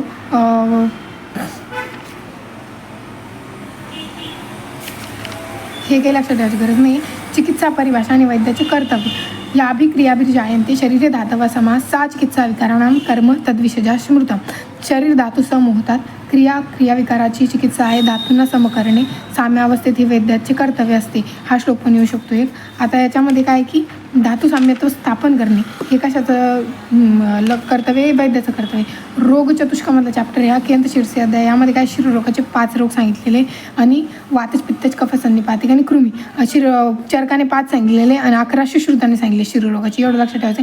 पण शिराची व्याख्या लिहू शकतो आपण. प्राणाउद्धा येत शिरास्वामित्र यांनीच यद उत्तमंगानाम शिरस्त अभिधेयते फर्स्ट इयरमध्ये केलेली आहे. यामध्ये ना डायरेक्ट आपले वात पित्त कफ आपण जे आतापर्यंत शिकलो आहे फर्स्ट इयरपासून ते लिहून यायचं. वातच रोगाला काय म्हणतात, न्यूरोलॉजी और neurologic headache cause due to the neurologic degeneration. हे लिहायची गरज नाही. मी उगाच लिहिलं. बिलियस हेडॅक म्हणजे पित्तच कारणे, कॅट्रिया म्हणजे प्रसेकच कफच कारणे, फ्रंटल सायनिटिसिस म्हणजे संधिपातक रोगाची लक्षणे. कृमी कशामुळे होतात हे त्याची कारणे लिहायची, लक्षणे पण तेच लिहायचे. टोचल्याप्रमाणे कापल्याप्रमाणे वेदना वगैरे होतात. शरीराचं मूल आता वाघबटनुसार शिरे, सुश्रुतनुसार नाभी आहे, पराशरनुसार गुदे शरीराचं मूलस्थान. आता हृदरोगामध्ये पण तेच सेम कारणे लक्षणे संप्राप्त सांगितलेली. पण वातच पित्तच कफच संधिपातक आणि कृमीज यामध्ये तेच लिहायचं जे आतापर्यंत आपण शिकलेलो आहे की कफाची लक्षणं काय असतात वगैरे वगैरे. आता इथं काय 13 प्रकारचे संधिपात सांगितलेले. कफ वृद्ध, वातवृद्ध, पित्तवृद्ध द्वैलबने कोलबने षट स्नुही नमाध्याधिकेष्ट षट समश्च एको विकार असते संधिपातास्त्र. हा श्लोक घेऊन तुम्हाला हे पण लावू शकतात आपल्याला. तर इथं काय सांगितलेलं की द्वैलबने 1 उल्बन, हीन मध्य अधिक वृद्ध भेदाने 6 प्रकार, समवृद्ध भेदाने एक प्रकार. इथे सांगितले 13 प्रकारचे संनिपात सांगितलेले, 9 प्रकारचे संसर्ग सांगितलेले आणि एकदोषाचे 3 प्रकार आहे. तर त्याच्यामुळे होतं ते 25. आता हे MCQला विचारू शकतात.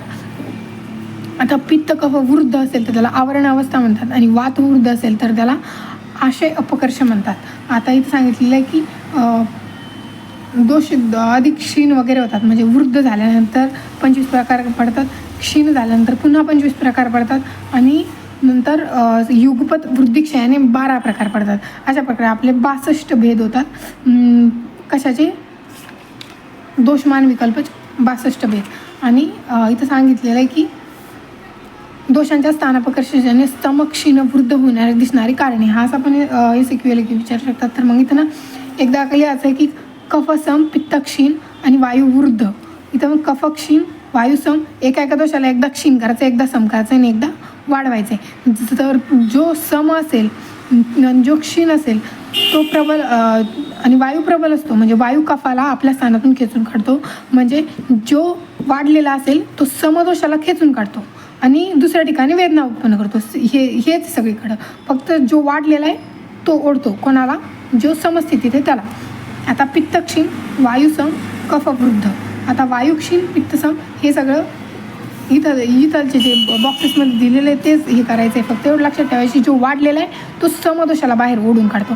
वातपित्तक्षीण कफवृद्धीची लक्षणे.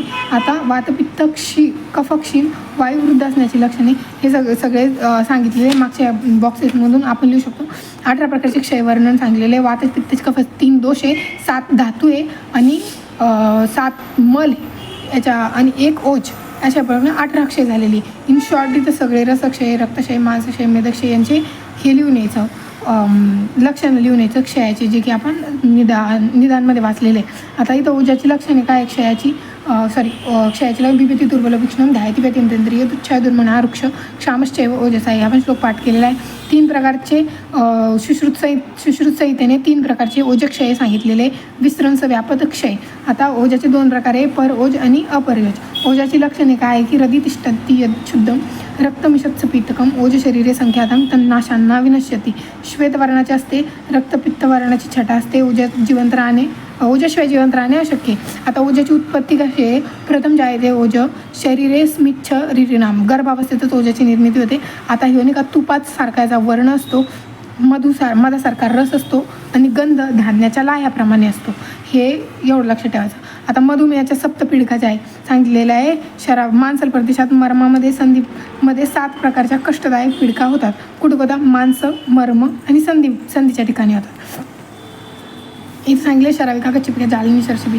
यामध्ये एवढं लक्षात ठेवायचं की शराविका म्हणजे काय की शरावासारखी असते, मध्यभागी खोलगट असते. कच्चीपिका म्हणजे कासवाच्या पाडीसारखी असते, गुळगुळीत लक्षणं. जालिनी म्हणजे जाळी आलेली असते आणि काय म्हणते त्याला पृष्ठभागावर छिद्रे असतात. आता जाळी म्हणल्यावर छिद्र असणार. वेदना असतात, सूज असते जालिनीमध्ये. सरशबी मोहरीसारखी असते, जास्त वेदना असतात. अलजीमध्ये ज्वर होतो आणि फार जास्त पसरते. आणि विनतामध्ये काय होतं की निळ्या रंगाची असते, क्लेदयुक्त असते, पाठीवर आणि पोटावर होते. आणि इथं काय विद्रती काय की बाह्य अभ्यंतर 2 प्रकारच्या विद्रती पडतात. इथं एक एवढं त्वचा स्नायू मांस या ठिकाणी बाह्य विद्रती होतात आणि अभ्यंतर विद्रती कुठे होतात? गार, शिळे, जळजळीत अन्न खाल्ल्यामुळं, वेडवाकडं झोपल्यामुळं कुठं होतात? ग्रंथी. मग मानेच्या ठिकाणी, यकृत, प्लीहा, वृक्क, नाभी इथं होतात अभ्यंतर. आणि बाह्य कुठं होतात? त्वचा स्नायू मांस यांच्या ठिकाणी. वातज पित्त अंतर्विद्रतीचे लक्षणे. आता अंतर्विद्रती कशा फाडल्याप्रमाणे वातज पित्त असू शकतात, कफज असू शकतात. पच्चमान विद्रती जी की अनेक विंचमाने डंक मारल्याप्रमाणे वेदना होतात. आणि त्या की संनिपातच पण विद्रती दिलेली इथं एक 3 दोषांचा ज्यामध्ये संसर्ग असतो ती. आता अंतर्विद्रतीचे सापेक्ष निदान.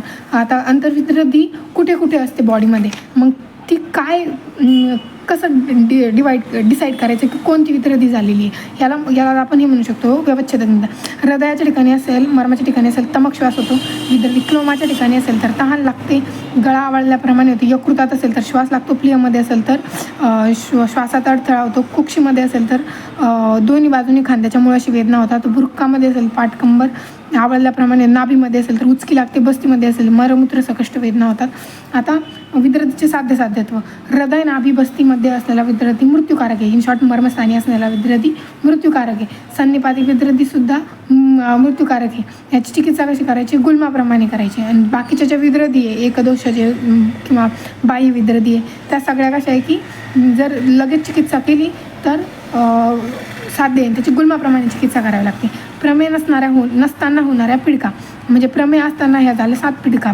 प्रमेय नसताना जर पिडका होत असेल तर त्या कारण ते दोषामुळे होणार आहे. मग कफ मेद्यांचा अतिशय अधिक व्यक्तींना अधिक कष्टदायक बलिष्ठ शराविका कच्ची ज्याने 3 पिडका ज्या आहे त्या साध्य आहे. आणि सर्शपियलची विंता विद्रती या पिडका काय पित्तप्रधान आहे आणि या साध्य आहे. आणि स्थानानुसार पिडकांचे प्रमेय रोगाला मर्मस्थानात, खांद्यावर, पायावर, स्तनांवर पिडका झाले तर तो जीवित राहू शकत नाही. पिडकांचे उपद्रव काय की तहान लागणे, श्वास मांस कुजणे, मूर्छा येणे, उचकी लागणे, मद ज्वर, मर्म विसर्प हे उपद्रव आहे. आता दोषांच्या त्रिविध गती आपण याच्यानुसार लिहू शकतो निदानुसार. क्षयस्थानमुद्दिश्य दोषानां त्रिविध गती ऊर्ध्वंचादश्च त्रियकश्च विज्ञेया त्रिविधाच्या अपरा कोष्ठशाखा मर्मास्ती संदिषु इत्युक्ता विधिभेदेन दोषानां त्रिविधा गती. प्राकृत वैकृत स्थान आणि क्षयवृद्धी कोष्ठशाखा यामुळे होतात. आता ऋतूंप्रमाणे दोषांच्या गती सांगितलेल्या आहे. याच्यामध्ये काय की वर्षा ऋतूमध्ये कोणत्या ऋतूत क्षय प्रकोप प्रश्न होतो, वात पित्त कफ याच्यामध्ये वर्षा शरदेमध्ये हे आपण असं लिहू शकतो. फर्स्ट इयरमध्ये केलेले आहे. आता शोधाचे प्रकार सांगितले. नीज आणि आगंतुक शोध 2 प्रकारे. नीजमध्ये काय की वातच पित्तच कफच येतात आणि आगंतुकमध्ये काय बाह्य कारणांनी झालेले शोध. मग ना यामध्ये परत 7 प्रकार पडतात शोधांचे. वातच पित्तच कफात द्वंद्व सन्निपातक हे सगळे पकडून. आणि वातशोधाची कारणे वगैरे काय की कोरडी चिराळलेली फिरतास्पंदन कापल्याप्रमाणे वेदना वगैरे होतात उपवासाने. इन शॉर्ट सगळं आपलं वाताचे जे लक्षणं कारणं आहे ना तेच लिहून यायचे. इथं फक्त एवढं लक्षात ठेवायचे की एक दोषाचे निज शोधाचे 7 प्रकार आहे. आणि शोधभेदक एकविध शोध उच्चेद उंचवटा म्हणजे समान, द्विविध शोध निज आगंतुक, त्रिविध वातच पित्तच कफ, चतुर्विध वातच पित्तच कफ हे सगळं. आणि अष्टविध शोध कोणते त्यामध्ये फक्त हे ॲड करायचा आगंतुक. पित्त शोधामध्ये रोगाला अतिसार असतो हे एक वेगळं लक्षण आहे. वातजमध्ये काय असतं की सुप्तता असते आणि कफजमध्ये काय असतं त्याच्यामधून रक्त निघत नाही त्या शोधामधून. हे 3 पॉईंट इम्पॉर्टंट. फक्त संसर्गाचे शोध जो आहे ते 3 इंजी मिळून होतात. आणि शोधाचे साध्यत्व जर स्त्रीच्या मुखापासून सुरू होतो तर तो कृचिर साध्य आणि पुरुषाच्या पायापासून सुरू होतो तो पुरुषासाठी कृचिर साध्य. शोधाचे 7 उपद्रव आहे. निज शोधाचे 7 प्रकारे 7 उपद्रव आहे. काय म्हणते त्याला? रुची, श्वास, ज्वर, अतिसार, वमन, दौर्बल्य, तृष्णा हे MCQ लिहू शकतं. स्थानीय शोधाचे 18 प्रकारे. हे डिकेमध्ये पण याच्यामध्ये इन शॉर्ट सांगते मी. उपजीविका ह्या चरकांनी काय सांगितलेले, जिभेच्या वरच्या भागाला उपजीविका म्हटलेले आहे आणि खालच्या भागाला अधजीविका म्हणलेली आहे. सुश्रुतांनी वरच्या भागाला अधजीविका, खालच्या भागाला म्हणजे इन शॉर्ट त्यांनी उलटं सुलटं म्हणलेलं आहे.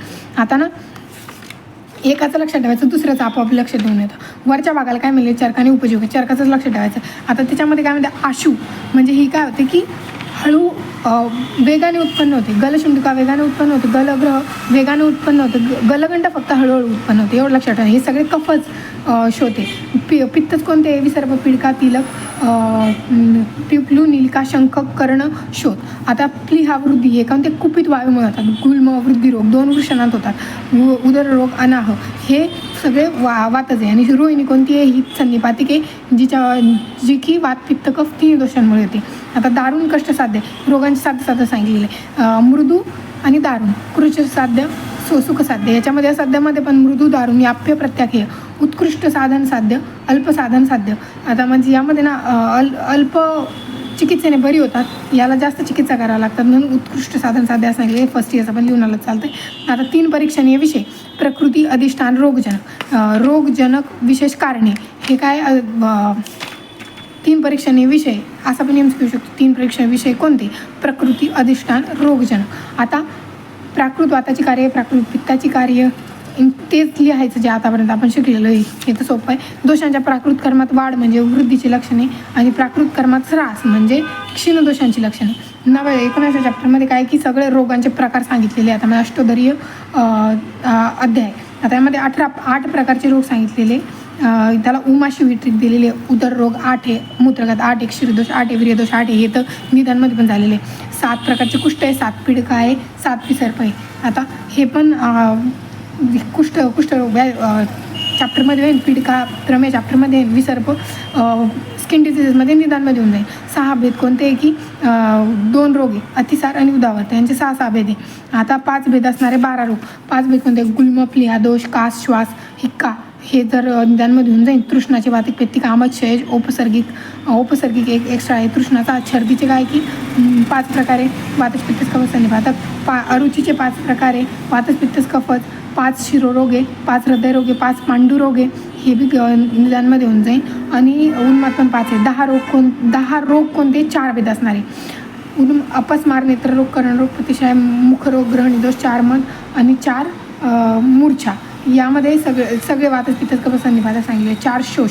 ह्योच फक्त वेगळा आहे की जो की शोष आणि शोष अध्यायामध्ये होऊन जाईल. आता साहस, वेगावरोध, क्षय आणि विषम भोजोत्पन्न हे शोषाचे 4 प्रकारे आणि शोषाचे 4 कारणं पण आहे शोष अध्यायामध्ये सांगितलेले आहे. 3 भेद कोणते आहे की शोथाचे 3 प्रकारे, किलासचे 3 प्रकारे आणि शोधाचे 3 प्रकारे. त्रिशोथी अध्यायाच्यावरून समजतं. आणि 3 प्रकारचे रक्तपित्ते, ऊर्ध्व, अधो आणि उभय. 2 ज्वरे, शीत आणि उष्णमुळे. 2 वरण, 2 आयाम, 2 गुद्रसी, वाताने, वातकफाने, कामला, कोष्ठाची शाखाश्रित, आमरोग, अल्सर, विसूचिका. ह्याच्यावर पण असे घेऊ शकतो. पुढच्या चॅप्टरमध्ये सांगता येईल. 2 प्रकारचे वातरक्त, गंभीर आणि उत्तान हे तर निदानमध्ये होऊन जाईल. 2 प्रकारचे अशके, शुष्क, आर्द्र, एक भेद असणारे उष्ण. उरुस्तंभ आम रसधातूमुळे होतात. याची ट्रिक आहे. उसमा, संन्यास 3 दोषांमुळे होतो. आणि महागत हा की 10व्या अध्यायात सांगितलेला आहे. 20 भेद असणारे 3 रोग. मग त्याच्यामध्ये कृमी येतात, योनी रोग येतात, प्रमेय येतात. आणि इथं काय की इथं ट्रिक केलेली आहे. पुढच्या चॅप्टरमध्ये सांगून देईन. निज आणि आगंतुज रोग कोणकोणते आहे? निज आणि आगंतुज विकार आहे जे कफपित्ताशिवाय होत नाही आणि आगंतू बाह्य कारणांनी उत्पन्न होतात. यामध्ये एवढं लक्षात ठेवायचं फक्त की निज रोगाची चिकित्सा दोषानुसार चिकित्सा पहिले करावी, आगंतुज रोगाची चिकित्सा नंतर करावी. आता इथं सांगितलेले आगंतुज रोग प्रथमतः दोष संबंधाशिवाय उत्पन्न होतात, तेच जे मागे सांगितलं. आता 4 रोगा भवंती. आगंतु, वात, पित्त, श्लेष्म निमित्ता. रोगाचे 4 प्रकार. आगंतुज, वातज, पित्तज, कफज. रोगांचे 2 अधिष्ठान, मन आणि शरीर. रोगांची कारणे, आगंतुज रोगाची कारणे, बाह्य कारणाने मार लागणे, जखम होणे, आवृत्त बांधले जाणे, टोचणे एखादी वस्तू. निज रोगाची कारणे, वात, पित्त, कफ यांचा प्रकोप दोष म्हणजे त्यांची समस्थिती नाही का बिघडून जाते. आगंतुज आणि निज रोग दोघांची कारण सांगितलेली आहे. प्रज्ञापराग आणि असा आत्मेंद्रियाचा संयोग परिणाम हे आगंतुज रोगांची कारणे सांगितलेली. 4 रोगांचा परस्पर संबंध. जेव्हा पहिले आगंतुज रोगानंतर निज रोग होऊ शकतो, पण निज रोगानंतर पण आगंतुज रोग होऊ शकतो, असं लक्षात ठेवायचं. एवढं फक्त आगंतुज आणि निज रोगांमधील लक्षण वेदाने व्याख्या. आता हे की आगंतुज प्रथम वेदाने निर्माण करतो, नंतर दोष प्रकोप करतो. निज रोग प्रथम दोष प्रकोप करतो, नंतर वेदना निर्माण करतो. हा पॉईंट एवढा इम्पॉर्टंट आहे असा फक्त. आता वातच, पित्तच, कफच शरीरातील स्थाने. पक्वश वाताचे श्रेष्ठ स्थाने, पित्ताची स्थाने सांगितलेली. जेव्हा स्वेदरस, लसिका, आमाशय. कफाची स्थाने उरस्थान. आता दोषांच्या प्राकृत विकृत स्थितीचा प्रभाव काय होतो? आता 2 प्रकारचे असतात, सामान्य आणि नानात्मज रोग. जे की एका दोषाने, 2 दोषाने, 3 दोषाने होतात ते सामान्य. आणि जे फक्त एका दोषाने होतात तर ते वात त्याला म्हणतो आपण नानात्मज. तर इथं 80 प्रकारचे नानात्मज व्याधी सांगितलेले, वातव्याधी 40 प्रकारचे पित्तव्याधी सांगितलेले आणि 20 प्रकारचे कफज व्याधी सांगितलेले. आता यामध्ये लक्षात ठेवायचं फक्त त्यांचे आपण आत्मरूप लक्षात ठेवू शकतो. आणि त्यांचे चिकित्सासूत्र तर सोपं आहे की निदान, परिवर्जन आणि व्याधी विपरीत चिकित्सा करायची. मधुर आम्ल लवण रस द्यायचं, वातव्याधीमध्ये अभ्यंग वगैरे द्यायचं.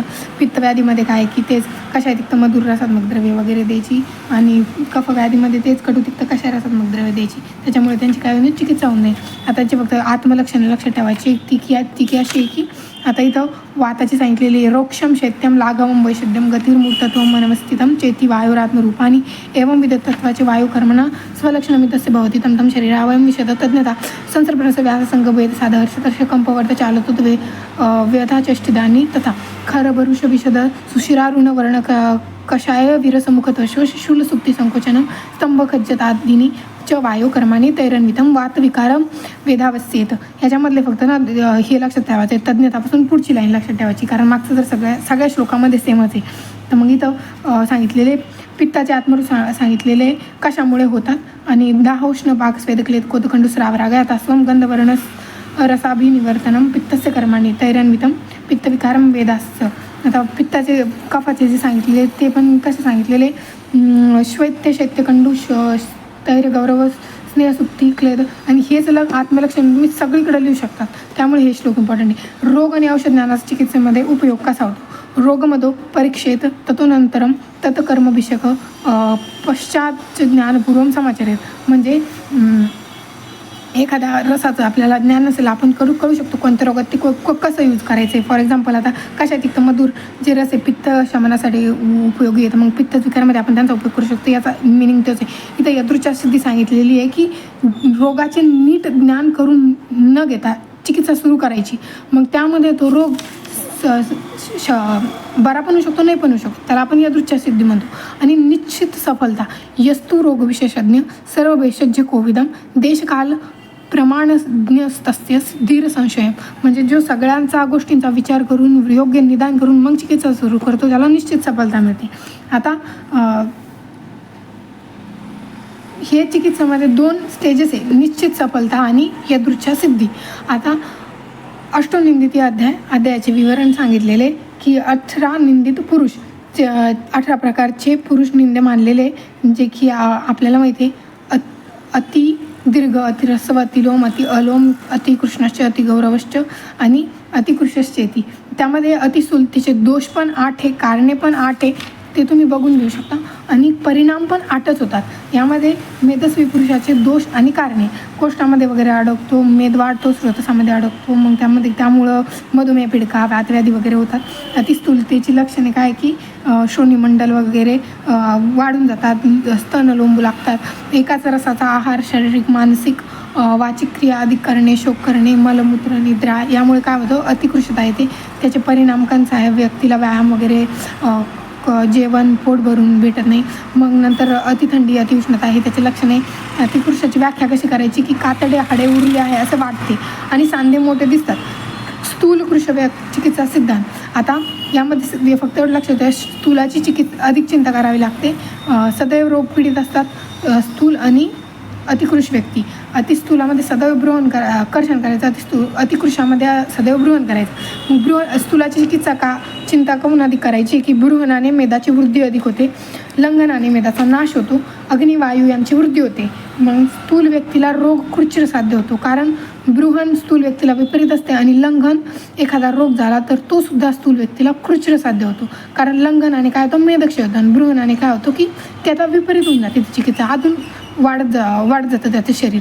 लंघनाने वात अग्नी वाढतात. आणि इथं काय सांगितलेली समसहन व्यक्ती, प्रशस्त व्यक्ती कोणती आहे की ज्याचे इंद्रिय बलवान आहे, व्याधी बलाने पराभूत होत नाही, शरीर संघटन चांगले, गुरुभोजन पचते, अग्निसम आहे, स्थूलाची अपतर्जन पण कृशाची संदर्पण चिकित्सा. ही तर एवढं लक्षात ठेवायचं. फक्त स्थूलाची चिकित्सा काय की वृक्षउष्ण तीक्ष्ण भोजन द्यायचं, लोहभस्म द्यायचं, बिल्व गुडची शिवण हे उपयोग श्रेष्ठ आहे. आता अतिस्थौल्यनाशक पथ्य कोणतं आहे की प्रियंगू, यवक, यव, मूग, आवळा चूर्ण, मधाचे शिरपदे सर्वोत्तम पेय, मेद, मांस, कफनाशक, अरिष्टांचा स्थूल व्यक्तींचे बल तसेच देश काल यांचा विकार करून उपयोग करावा. अतिस्थौल्य विहार कोणता आहे की जागरण करायचं, मैथून करायचं, व्यायाम. अतिकृष्ट चिकित्सा कोणती आहे, मैथून व्यायाम, श्रम, प्रिय वस्तू प्रियजनांचे दर्शन वगैरे करायचे, सफेद वस्त्र धारण करायचे.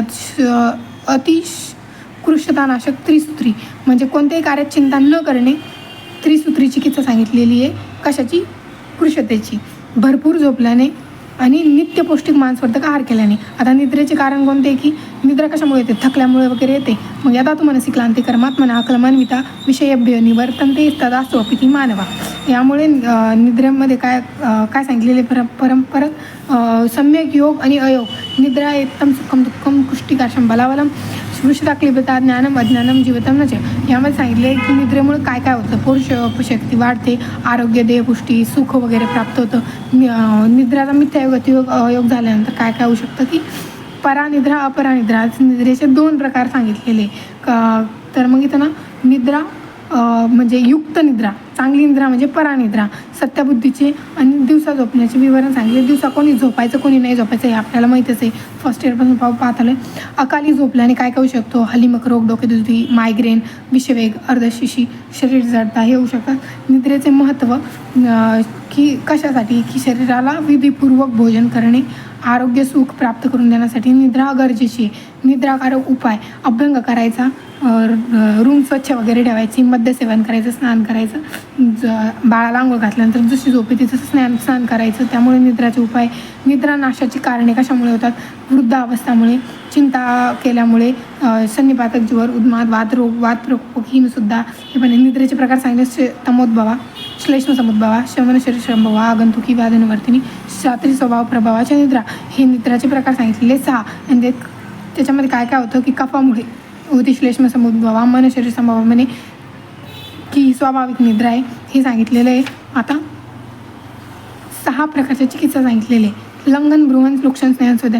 यामध्ये फक्त काय की ह्या द्रव्यांचे गुण वगैरे कसे सांगितलेले हात आता लक्षात ठेवायचं आहे की संतर्पण आणि अपतर्पण हे 2 याच्यामध्ये त्यांचं डिवाइड केलेलं आहे. बृहन, स्नेहन, स्तंभन सगळे गुरु, शीत, मृदू, पिचिल, स्निग्ध, मंद, स्थूल, लक्षण, स्थिर आहे. लंघनमध्ये सगळे लघु, उष्ण, तीक्ष्ण, विषद, सूक्ष्म, सर, कठीण आहे. आणि वृक्षांमध्ये तेच आहे सगळे. फक्त एवढं आहे की लंघन सर गुणात्मक, वृक्षण स्थिर गुणात्मक. एवढा पण लक्षात ठेवायचा. लंघनाचे 10 प्रकार सांगितले. चतुष प्रकार संशुद्धी. शोधनाचे 4 प्रकार सांगितले. त्यामध्ये मारुत सेवन, आतप सेवन, तृष्णा, पाचन, उपवास, व्यायाम हे त्याचे प्रकार सांगितलेले. आता याच्यामध्ये एवढं लक्षात ठेवायचं फक्त की ज्याचे बल मध्यम आहे, कफामुळे, पित्तामुळे त्याला व्याधी झालेला आहे, त्याला आपण पाचन देऊ शकतो. पिपासा आणि उपवासाद्वारे कोणाला लंघन करायचं? अल्पबलवाल्याला. शोधन कोणामध्ये करायचं? शरीर मोठे, शरीरवर चांगले त्याला. आणि बलवान व्यक्तींना जर मध्यम बल असेल तर त्याला व्यायाम करायला सांगायचा नाही. पण बलवान व्यक्तींना जर अल्प रोग असेल तर त्याला व्यायाम वगैरे करायला सांगायचा. आता लंघनाचा काळ कोणता आहे की ज्यांना वातरोग, त्वगदोषीनाम, प्रमिडानाम, स्निग्धभिषंदीनाम, बृहीनाम शरीरे लंघनम, शस्तमपि वातविकाराम. शिशिर ऋतूमध्ये लंघन करायला पाहिजे. प्रमेय रोगिणी, अतिस्निग्ध, अभिषंदी इथं लंघनाचा काळ आहे. बृहण द्रव्य कोणती आहे की गुरुद्रव्य लिहून टाकायची सगळी. बृहण व्यक्ती कोणती आहे? आता जी क्षीण झालेली आहे, एखादा सुकडा माणूस आहे त्याची लक्षणं लिहून टाकायची. सर्वसाधारण बृहण स्नान करणे, उत्सादन, मधुरगण चे सेवन करणे. वृक्षण द्रव्य कोणती आहे की कटुरस, तिक्त, कशा आहे. वृक्ष योग्य व्यक्ती कोणती आहे हे सगळे ना लंघनचं लिहून टाकायचं. स्नेहन, स्वेदन संबंधमध्ये कोणते बृहण योग्य व्यक्ती लिहून टाकायची, कारण ह्योच तक्ता तिथे इम्पॉर्टंट आहे. आता लंघनाचा सम्यक योग कसा बघायचा झाला का नाही की त्याची हृदयशुद्धी वगैरे होते, मलमूत्र पुरुष सहज उत्सर्जित होतात. आता ह्यो एक पॉईंट आहे. शुद्ध पिपासा सहदयो, त्याला क्षुधा एकाच वेळी लागणे, क्षुधा असह्य होणे हे लंघन सम्यक लक्षण आहे. क्षुत पिपासा सहदयो, क्षुत पिपासा असहदयो हे सांगितले. आणि चरक, सुश्रुत आणि चक्रपाणी काय सांगितलेले की असहनीय भूक, तहान एकाच वेळी उत्पन्न होणे असे मत मांडलेले आहे. हा पक्ष विनोरम वाटतो. यामध्ये अतिलंघनाची लक्षणे: पेरामध्ये तुटल्याप्रमाणे वेदना वगैरे होणे, शरीर वल्हायचं होणे, म्हणजे इन शॉर्ट चांगलं झालं नाही आहे, रोग बरा झाला नाही तर त्याला काय घेऊ शकता, अजून उपद्रव वगैरे लिहून टाकायचे सगळे. बृहणाचा सम्यक योग कोणता, अतियोग कोणता? आता बृहणाचा सम्यक बृहणाची लक्षणे: अतिस्थूलता नाहीशी होणे, आणि अतियोग म्हणजे काय, तो अजून वाढून जाणे, अतिस्थूलता होणे हा बृहणाचा अतियोग आहे. आणि कृशता नष्ट होणे हा बृहणाचा सम्यक योग आहे. वृक्षण आणि स्तंभन कर्मलक्षणे: स्तंभनाचा अतियोग कसा होतो की शरीरवर्ण शावता, अवयव जखडणे, बैचनी, हस्त, अनुस्तंभ, स्तंभनाचा अतियोग दिसणे. आता यामध्ये सांगितलेले लंघन, बृहण, वृक्षण, स्नेहन, स्वेदन, स्तंभन हे इथं उपक्रमाची द्रव्य सांगितलेली कसे घ्यायचे की याच्यामध्ये दशविध लंघन सांगितलेलं आहे. बृहणमध्ये मांस, तूप वगैरे खायचे, वृक्षांमध्ये कटुपिष्ट कशा रस खायचे, घृत तेल समाचे आधी, स्नेहांमध्ये करायचे, स्वेदनमध्ये काय करायचे, त्रयोदश स्नाग्निस्वेद, निराग्निस्वेद, दशविध निराग्निस्वेद. आता मधुर, तिक्त, कशा रसात्मक स्तंभांमध्ये करायचे. आणि मग त्याच्यामध्ये कोणत्या व्याधीमध्ये पीडित असेल तर करू शकतो आपण. आता संतर्पणीय अध्याय. संतर्पणीय अध्याय काय, त्याच्यामध्ये प्रमेह, कंडू, ज्वर, आमज व्याधी यामध्ये संतर्पण करायचे. दोष संचय काळात दोष निवारण केले तर पुढे संतर्पण व रोग होण्याची शक्यता कमी होईल. आता संतर्पणजन्य रोगाची सामान्य चिकित्सा काय?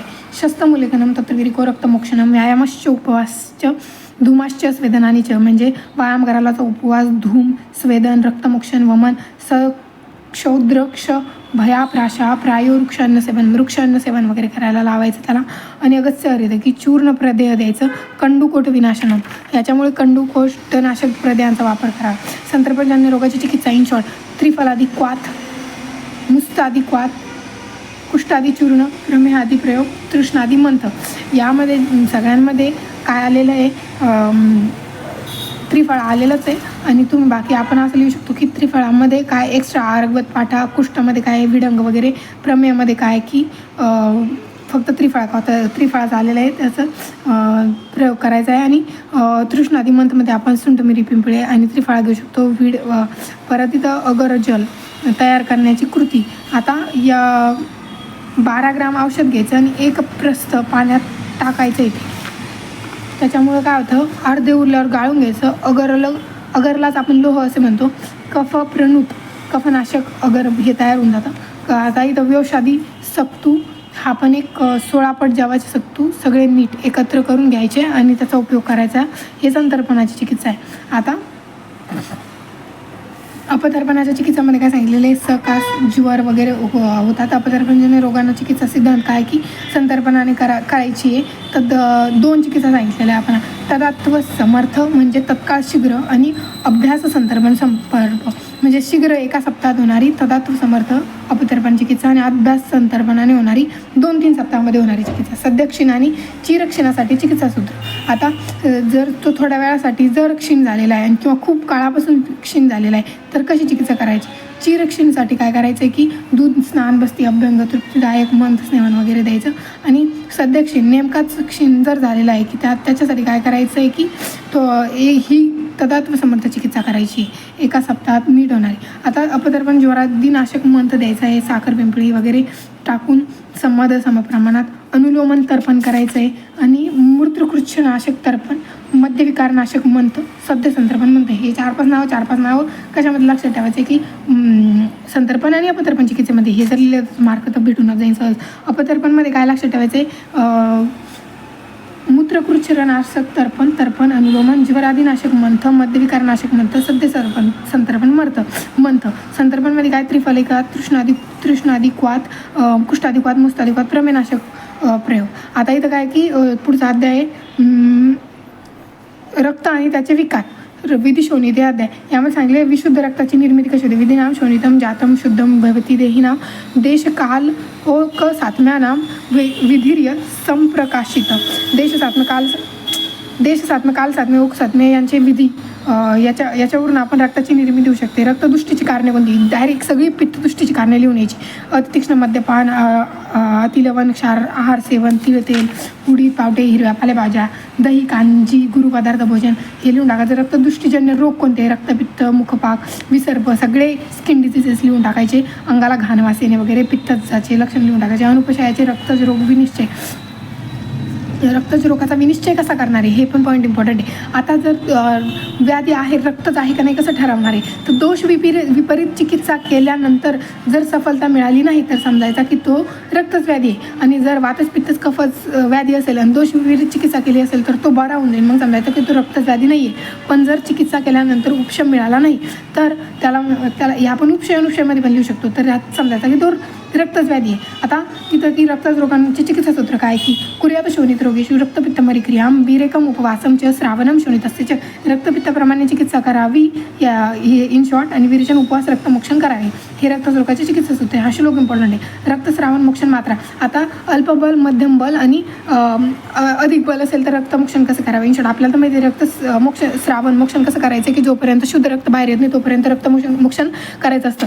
पण जर का कधी व्यक्ती अल्पबल असेल तर त्यामध्ये फक्त 1 कुडो मात्रा बाहेर जाईपर्यंत काय करायचं आहे की रक्तमोक्षण करायचं आहे. मध्यम बलामध्ये अर्धा प्रस्थ मात्रा बाहेर जाईपर्यंत रक्तमोक्षण करायचं आहे. आणि उत्तम बल असेल, प्रबल रोग असेल तर 1 प्रस्थ म्हणजे प्रबल, मध्यम आणि अबल. प्रबलमध्ये 1 प्रस्थ, मध्यममध्ये अर्धा प्रस्थ आणि कुडमध्ये 1 कुडव एवढंच रक्त बाहेर जाईपर्यंत चिकित्सा करायची. आता चिकित्सा निश्चिती कशी करायची की रोगाचं बल वगैरे ठरवून, रोगाचं बल बघायचं, रोग बघायचा, दूषित रक्त बघायचे, रोगाचं स्थान बघायचं, हे 4 पॉईंट बघायचे. नंतर रोगाची चिकित्सा करायची. कशाची? रक्तमोक्षण. आता नंतर रक्तमोक्षण चिकित्सेसाठी बघतील वाताची दूषित रक्ताची लक्षणे.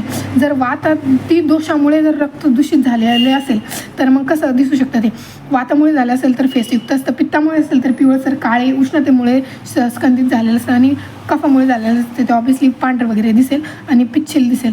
आता शुद्ध रक्ताची लक्षणे. तपनीयंद्र गोपभम पद्मालक्त संनिभम गुंजा फलसवरचनम विशुद्धम विधी शोणितम. हे फर्स्ट इयरमध्ये पाठ केलेला श्लोक आहे.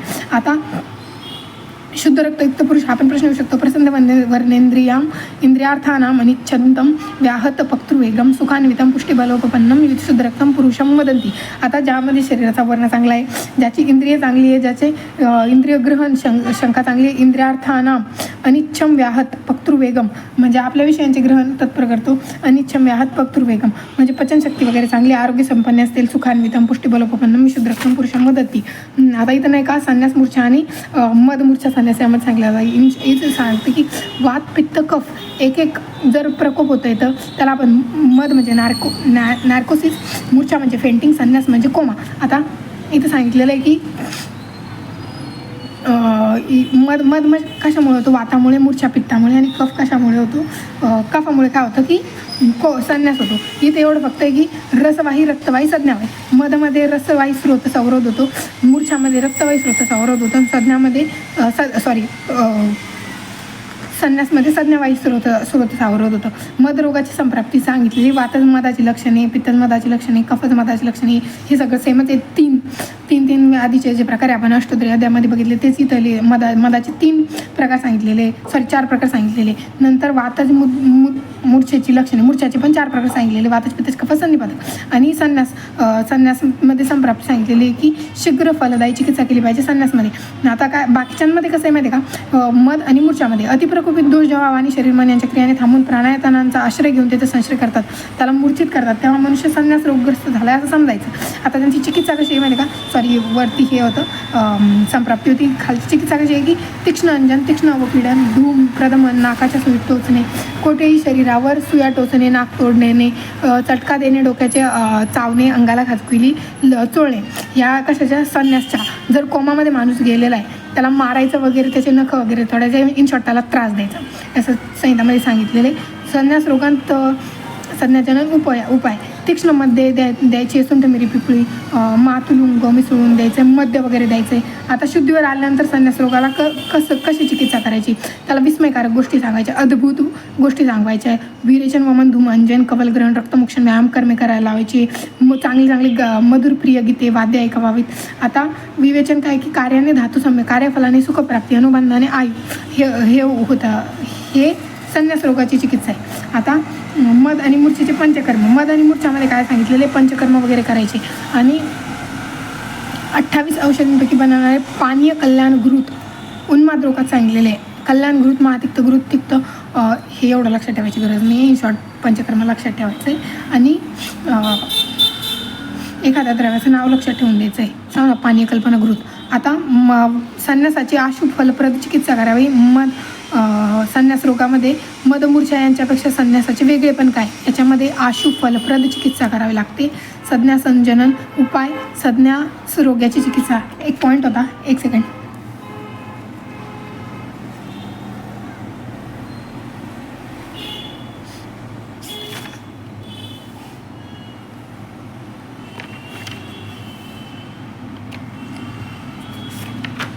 असं आहे की मद आणि मूर्छाची जी आहे दोषानुसार चिकित्सा करावी लागते आणि याची अशुभ फलप्रद चिकित्सा करावी लागते. त्यासाठी हा पण पॉईंट आपण बघितलेला आहे की कार्याने धातू साम्य, कार्यफलाने सुखप्राप्ती, अनुबंधाने आयु वगैरे होतात. आणि नंतरचा चॅप्टर आहे यज्ञ पुरुष अध्याय. यामध्ये हे फक्त लक्षात ठेवायचं, MCQला आलं तर येणार नाही. मौद्गल्याने आत्मवाद सांगितलं, शरलोमाने मनोवाद सांगितलेला आहे की वायुर्विधाने रसवाद, हिरण्याक्षने षडधातुवाद, कौशिकने मातृपितृवाद, भद्रकाप्याने कर्मवाद, भारद्वाजने स्वभाववाद. आता कांकायनने प्रजापतीवाद आणि आत्रेयाने भिक्षुवाद. इथं आपण स्वभाववाद लक्षात ठेवू शकतो आपण, कारण स्वभावपरमवाद मध्ये आपल्याला लिहायला कामी येऊ शकतं. आत्मवाद मोदगल्याचा लक्षात ठेवू शकतो. सत्ववाद शरलोमाचा लक्षात ठेवू शकतो. याच्यानंतर एक की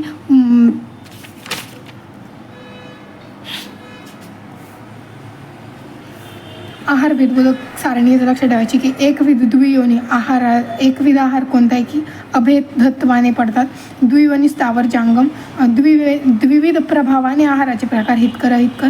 चतुर्विध उपाय वगैरे काय की उपयोग काय पेय अशन भक्षलेय. षड्रस भेदाने षडविध चवी. विंशती भेदाने 20 गुण भेदाने पडतात. संयोग आणि संस्कार भेदाने अपरिसंख्य आहारचे प्रकार पडतात. आता इथं सांगितलेले फक्त हितकर आहार आणि अहितकर आहार यांचं सांगितलेलं थोडंफार. आता हितकर आहार अहितकर आहार इथं पण तेच सांगितलेलं आहे की काय म्हणजे आहार द्रव्य ज्या विविध द्रव्ये प्राधान्याने उपयोगात आणली जातात त्यांना जी आपल्या शरीरासाठी चांगली आहे मनाला हितकरे ती अहितकर असतात आणि जी अहितकरे ती अहितकर असतात. म्हणजे ज्यामुळे रोग वगैरे होतात दोषांचं येतं. इथं 158 अग्रकर्म सांगितलेले ते नंतर बघून घ्यायचे पेपरच्या आदल्या दिवशी फक्त. आता इथं काय आहे की पथ्य आणि अपथ्यांची परिभाषा उपयोग. पथ्यम पथमनोपेतम यदच्युक्तम मनसा प्रियम यच्च प्रियम पथ्यम च नियतम तत्र लक्षयेत. मात्रा कालक्रिया भूमिदेय दोष गुणांतरम प्राप्य तत्ती दृश्यंते ते भावास्तता तथा. हे अपथ्य पथ्य सर्व काळी स्थायी नसते. जे इथं काय सांगितलेलं पथ्य काय आपल्या बॉडीसाठी अपथ्य काय. तूप पथ्य आहे पण जर ते दुसऱ्या एखाद्या ऋतूत घेतले किंवा दुसऱ्या एखाद्या द्रव्यासोबत समान मात्रेत घेतले तर ते अपथ्य होऊ शकतं. हे इथं परिभाषा आणि उपयोग वगैरे सांगितले. 64 प्रकारांचे आसवांचे वर्णन सांगितलेले आहे. 64 आपल्या अंगुल आपल्या शरीराची लांबी पण MCQ पॉईंटच्या हिशोबाने लक्षात ठेवायचं. 9 आसवयोनी आणि 84 आसव प्रकार. 9 आसव योनी आहेत त्या लक्षात. धान्य फल मूल सार पुष्पकांड पत्र त्वचा शर्करा. हे एकच आसव योनी कशाची आहे की शर्कराची. सगळ्यात जास्त कशाची फळाची आहे. आणि धान्याची 6 आहे मुलाचे 11 आहे. आता यांचे नावं पण आहे पण ते लक्षात ठेवायची गरज नाही. धान्य असं 6 आहे. सौवीर तुषदोक मैरे मैद्य आम्ल.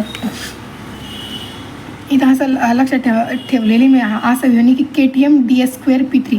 के म्हणजे कांड, टी म्हणजे त्वक, म म्हणजे यम म्हणजे मूल, डी म्हणजे धान्य, S² म्हणजे सार आणि शर्करा, P³ म्हणजे पुष्प पत्र आणि फल.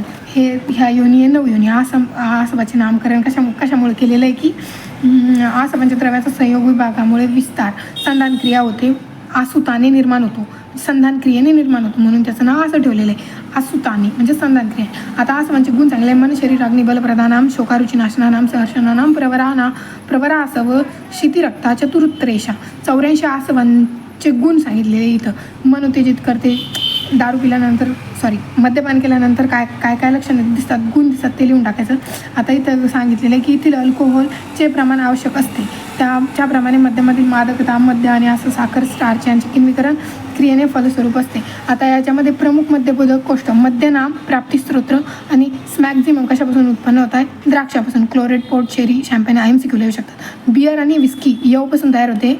सफरचंदापासून ब्रँडी तयार होते. एकच लक्षात बाकी सगळे द्राक्षापासून तयार होते. एवढं लक्षात ठेवायचं. RYS होलँड तयार होते. रम आणि जीन कशापासून तयार होते मळी आणि यवपासून. आता पुरुष आणि इथं आत्रे भद्रकाव्य अध्यायामध्ये काय सांगितलेलं आहे की इथं पण ते सांगितलेलं आहे. भद्रकाव्याने काय रसवाद सांगितलेलं आहे. 1 रसवाद शाकून देणे, 2 पूर्णाक्षरने, 3 मग असं लक्षात ठेवू शकतो आपण. भद्रकाव्याचं 1 लक्षात ठेवायचं. B1 2S शाकून द्यायचं. पूर्णाक्षरमध्ये 3 अक्षर आहे म्हणून 3 रसवाद. छेदनी उपशमने साधारण. हिरण्याक्षरमध्ये 4 आहे म्हणून 1 2 3 4 अक्षर आहे म्हणून 4 रसवाद. स्वादू इतकर स्वादू इतकर स्वादू इतकर स्वादू इतकर. आता यांचा प्रतिवाद कसा केलेला आहे हे MCQच्या हिशोबाने इम्पॉर्टंट आहे. रसांचे आश्रय असते भौम. आता इथं कुमार शिराने 5 रसवाद सांगितलेला आहे भौम ओदक आग्ने. इथं प्रतिवाद कसा केला आत्रे यांनी की त्यांचे 13 रसांचे आश्रय आहे म्हणून त्याला आपण प्रकार मानू शकत नाही. आता वायुरविंद राजश्री 6 रसवाद सांगितलेले गुरु लघु शिकणे. हे काय यांनी काय सांगितलं की ते रसांचे गुण आहे आत्रे यांनी. तसा त्यांचा प्रतिवाद केला त्यांनी. निमिवैद्याने 7 रसवाद सांगितलेले का. मग इथं काय सांगितलेलं आहे मधुर आम्ल लवण तिक्त कशा आहे. क्षार रस नाही. मधुर आम्ल लवण तिक्त कशा आहे सोबत काही प्रॉब्लेम नाही. क्षार रस नाही क्षरण करतो म्हणून त्यांना क्षार म्हणतात. म्हणजे अणुक रसयुक्त द्रव्याने बनत असल्यामुळे ते रसयुक्त नाही. त्यामध्ये कटू आम्ल रस अधिकांशाने असतात. आता 8 रसवाद त्यांनी सांगितलेला आहे. त्यांनी काय सांगितलेलं आहे फक्त एक एक्स्ट्रा 2 सांगितले. क्षार आणि अव्यक्त. यांनी काय सांगितलं अव्यक्त कसा रस नसतो तो कसा म्हणजे जलात आणि अनुरस. आता जलाचा 1 रसवाद कसा आहे जल आहे रसाचे उत्पत्ती स्थान आहे, योनी आहे, म्हणून तो रसाचा प्रकार मानू शकत नाही. छेदनीय उपशमनीय काय रसाचे कार्य आहे, म्हणून तो रस आपण कन्सिडर करू शकत नाही. 6 रसवात कोण सांगितले? पुनर्वसवात यांनी. मधुर आम्ल, लवण, कडू, तिक्त, कषाय हे फक्त बरोबर आहे, म्हणून आपण 6 रसवाद शिकतो. आणि यामध्ये ते सगळं द्रव्यगुण सांगितलेलं आहे. आता इथं सांगितलेलं आहे की द्रव्य विमर्श सर्व पंचभौतिक द्रव्य आहेत, पंचमहाभूतानी खम, वायू, अग्निरापा, क्षितिस्तथा. हे श्लोक आपण इथं लिहू शकतो. आता इथं काय सांगितलेलं आहे की कर्म द्रव्यांची लक्षणं सांगितलेले, गुण आणि लक्षणं. एवढं फक्त लक्षात ठेवायचं की आत्मगुण 6 सांगितलेले, इच्छा, द्वेष, सुख, दुःख, प्रयत्न, बुद्धी. परतवादी 10 गुण सांगितलेले आणि गुरुवादी 20 गुण सांगितलेले. टोटल मिळून असे किती सांगितले? 41 गुण सांगितलेले. पार्थिव द्रव्यांचे लक्षण काय की गुरु, खरं, कठीण, मंद, स्थिर, विशद, सांद्र, स्थूल, गंध, गुण, बहुल आणि पार्थिवानी, तानी, उपचय, संघात, स्थैर्यकरणी. सगळ्यांचे श्लोक इम्पॉर्टंट एक केले तर केले, नाही केले. यामध्ये काय फक्त पार्थिवाचे 9 लक्षणे, जलीयचे 7, अग्नेयचे 7, वायूचे 7, आकाशचे 5 लक्षणे. एवढं लक्षात ठेवायचं आहे. आता इथं फक्त गुरु, खरं, कठीण, मंद, स्थिर हे सांद्र, स्थूल, गंध, गुण, बहुल आणि हे आपण त्यांचे गुण तर लिहू शकतो. ॲक्शन्स कशा लक्षात ठेवायचे? VSGS हे पार्थिवच्या गुण आहे. व्ही म्हणजे USGS यू म्हणजे उपचय, संघात, गौरव, स्थैर्य. नंतर काय की USB VMP. USB is very important. असं उपक्लेद, स्नेहबंध, विषंद, मार्दव, प्रल्हाद हे जलचे कर्म आहे. आता 10 पाक, प्रभा, प्रकाश, वर्ण. DPQV हे आग्नेयाचे कर्म आहे. वायूचे काय आहे? रोक्ष, ग्लानी, विचार, वैशद्य, लाघव, मार्दव, स्वश्रिय, लाघव. हे कशाचे काय कर्म आहे? आकाशाचे कर्म आहे. 3च आहे. आता इथं काय की एवढं लक्षात का नानौषधीभूतम याचा अर्थ असा आहे की कोणतंही औषधरहित द्रव्य नसते, कोणतंही द्रव्य औषधरहित नसतं. द्रव्यांच्या कार्याचे प्रकार सांगितलेले आहे की द्रव्य कसं कार्य करतं, की मग शक्तीमुळे कार्य करते, रसामुळे, द्रियामुळे, विपाकामुळे, प्रभावामुळे. द्रव्यानुसार रसांचे 63 भेद सांगितलेले. मग ते 63 भेद कसे सांगितलेले आहे की मधुर, आम्ल, लवण, कडू, तिक्त, कषाय. मधुराचे 10 मधुर संयोगाने 10 रस म्हणतात, आम्ल संयोगाने 6, लवण रसाने 3, कटू रसाने 1. ही इन शॉर्ट हो पॅराग्राफ इथे लक्षात ठेवायचं आहे. कसं की एका रसाने 6 द्रव्य बनतात, 2 रसाने 15 द्रव्य बनतात. पहिले तर मधून लिहायचं 5 वेळा. आम्ल, लवण, कडू, तिक्त, कषाय. आम्ल लिहायचं पुढच्या 4 वेळा. नंतर लवण, कडू, तिक्त, कषाय. पुढचा रस लिहायचा. लवण लिहायचं 3 वेळा. पुढचा रस घ्यायचा. कडू, तिक्त, कषाय. कटू लिहायचं 2 वेळा. तिक्त, कषाय. तिक्त आणि कषाय यामध्ये नंतर 3 रस घ्यायचे. मधुर, आम्ल, लवण, मधुर, आम्ल, कडू. म्हणजे मधुर आम्ल, मधुर आम्ल, मधुर आम्ल 4 वेळा लिहायचं जोपर्यंत लवण, कडू, तिक्त, कषाय संपत नाही. याच्यामुळे किती प्रकार? 10 प्रकार पडतात. 20 प्रकार पडतात. त्यामध्ये मधुरचे 10 पडतात, आम्लचे 6 प्रकार पडतात आणि लवणचे 3 प्रकार पडतात आणि कटूचा 1 प्रकार पडतो. हे लक्षात ठेवायचं फक्त एवढं की आता नंतर 3 रसाने झालं नाही, 4 रसाने किती 15 प्रकार पडतात, 5 रसाने 6 प्रकार पडतात. हे फक्त सिक्वेन्सनं लक्षात ठेवायचं आहे. तसं लिहिता येईल आपल्याला. येतं का नाही पेपरला ते नाही माहीत. फक्त हे येऊ शकतं की आम्ल मधुर रसाचे 10 संयोग 10 बनतात संयोग, आम्ल रसाचे 6 बनतात, लवणचे 3, कटूचा 1 हे येऊ शकतं. रस संयोग उपयोग सांगितलेला आहे. इथं रस संयोगाचा उपयोग का गरजेचा आहे? तर आता जर तुम्ही घृत वगैरे मधू एकत्र केलं तर ते विषाप्रमाणे काम करतं, पण तिथंच जर घृत कफशामक द्रव्यासोबत जर मिक्स केलं तर ते तिथं कफशामक कार्य करून देतं. आता रोगज्ञान होण्याची कारणे वगैरे सांगितलेले. नंतर गुणविमर्श पराधी 10 गुण सांगितलेले.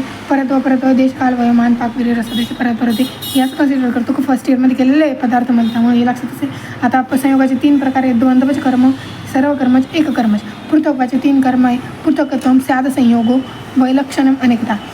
असंयोग, वैलक्षण्य आणि अनेकता हे पृथक्वाचे 3 प्रकार आहे. परिणाम, संस्कार, अभ्यासांची लक्षणे. आता नंतर आहे पंचभौतिक संघटन काय? मधुर, आम्ल, लवण, कडू, PJ, पाजा, वा VP हे असं लक्षात ठेवलेलं आहे. यांच्यामध्ये कोणत्या महाभूताचा अधिक्य वगैरे. आणि नंतर चरकानुसार लक्षात ठेवायचं आहे, सुश्रुतनुसार वगैरे नाही पण ठेवलं चालतं. आता नंतर एक पंचभौतिक संघटनानुसार हे द्रव्य काम कसे करतात. आता मधुर, आम्ल, लवण, स्निग्ध शीतगुरु, स्निग्ध उष्णगुरु यांच्यामध्ये पंचभौतिक संघटनावरती बघितलं आपण. कर्म कसे करतात मग बृहजीवन, आयुष्य, कफ, प्रकोप, शर्करा हे द्रव्यामध्ये केलेले लिहिता येईल. आता प्रत्येक रसाचे गुण सांगितलेले इथं. मधुर, आम्ल, लवण, कडू, तिक्त, कसा आहे. मधुर कसा आहे, आम्ल कसा आहे, हृदय तृप्तिकर आहे. मधुर कसा आहे, बृहनकर्म वगैरे करतो, तृष्णाशमन करतो, तृप्तिदायक आहे, हे सगळं द्रव्यामध्ये झालेलं आहे. त्यामुळे काही एक्सप्लेन करायची गरज नाही. विपाकमध्ये काय की आम्लरसाच्या द्रव्याचा विपाक आम्ल असतो, मधुर आणि आम्लरस द्रव्याचा विभाग प्रायमधुर असतो. हे विपाकाच्या रिलेटेड लिहिलं आहे थोडे. फक्त इथं एवढं लक्षात ठेवायचं, अवस्थापाक निष्ठापाक द्रव्यामध्येच येईन आलं तर इथं ते येणार पण नाही. अवस्था अंतर्गत परिणाम, मूलभूत दोषांची उत्पत्ती, प्रत्यक्षेय, शेवटी परिणाम होतो, धातुरूप दोषांची उत्पत्ती होते, अनुमानज्ञेय. आता इथं सांगितलेलं आहे वीर्य सांगितलेले आहे, अष्टविधी वीर्य, द्विविध वीर्य. अष्टविधी वीर्य कोणते? मृदू, स्निग्ध, गुरु, शीत यांचे 4 विरुद्ध लिहून टाकायचे. मृदू, तीक्ष्ण, स्निग्ध, वृक्ष, गुरु, लघु, शीत, उष्ण. शीत आणि उष्ण हे द्विविध सांगितलेले. आता इथं हे एवढं लक्षात ठेवून दे. हे रसामध्ये पण आहे, पण ठीक आहे. सूर्यामध्ये माणिक्य, चंद्रामध्ये कोणता ग्रहासाठी कोणता रत्न इम्पॉर्टंट आहे. द्रव्यांची कार्यशीलता कशी असतात? द्रव्य रसाने कार्य करतात, विपाकाने, वीर्याने, ह्या कारमुक्त आपण म्हणू शकतो आपण त्याला, ते लिहायचं. आणि विरुद्ध आहार सांगितलेलं आहे पुढं की विरुद्ध आहाराचे प्रकार कोणते? देश 18 प्रकार सांगितले. देश, काल, अग्नी, मात्रा, सात्म्य दोष, संस्कार विर्य, कोष्ठ, अवस्था विरुद्ध, कर्म विरुद्ध, परिहार विरुद्ध, उपचार विरुद्ध, पाक, संयोग, हृदय, संपत, विधी, संपत. हे असे लक्षात ठेवायचे. ट्रिक्स केले तर ट्रिक्सने पण लक्षात ठेवू शकता. आता नंतर हे सप्तविंशती अध्याय अन्नपान विधेय, यामध्ये सगळं अन्नपानाच्या रिलेटेड सांगितलेलं आहे. आता डायरेक्ट आहार चॅप्टर आहे, स्वस्थता, आणि हा चॅप्टर सेम असं म्हणू शकतो. हितकर आणि अहितकर आहार द्रव्यांचे कार्य. पाणी स्वभावाने अन्नाला ओले करते, मीठ कपाधिकाने पातळ करते, तूप स्नेहन करते, मध संधान करे, क्षार आहार पचन करते, दूध जीवनी आहे, मांसदेय आहे, आवळा, डाळिंब आम्लद्रव्ये, सर्व मधुर द्रव्ये कफकारक असतात. पण गुळवेला, पाडवाळाची पाणी, सर्व कटुतिक्त रसाची द्रव्ये प्राय वातकारक असतात. नंतर अवृश्य असतात. प्राय कटुद्रव्य वातकारक असतात. त्यामध्ये अवृश्य कोणता आहे की पिंपळी आहे, त्याच्यामध्ये अपवाद वगैरे सांगितलेलं आहे थोडंफार. हे तर होऊन जाईल, याच्या द्रव्यामध्ये केलं असेल तर ती होऊन जाईल, तर काही गरज नाही.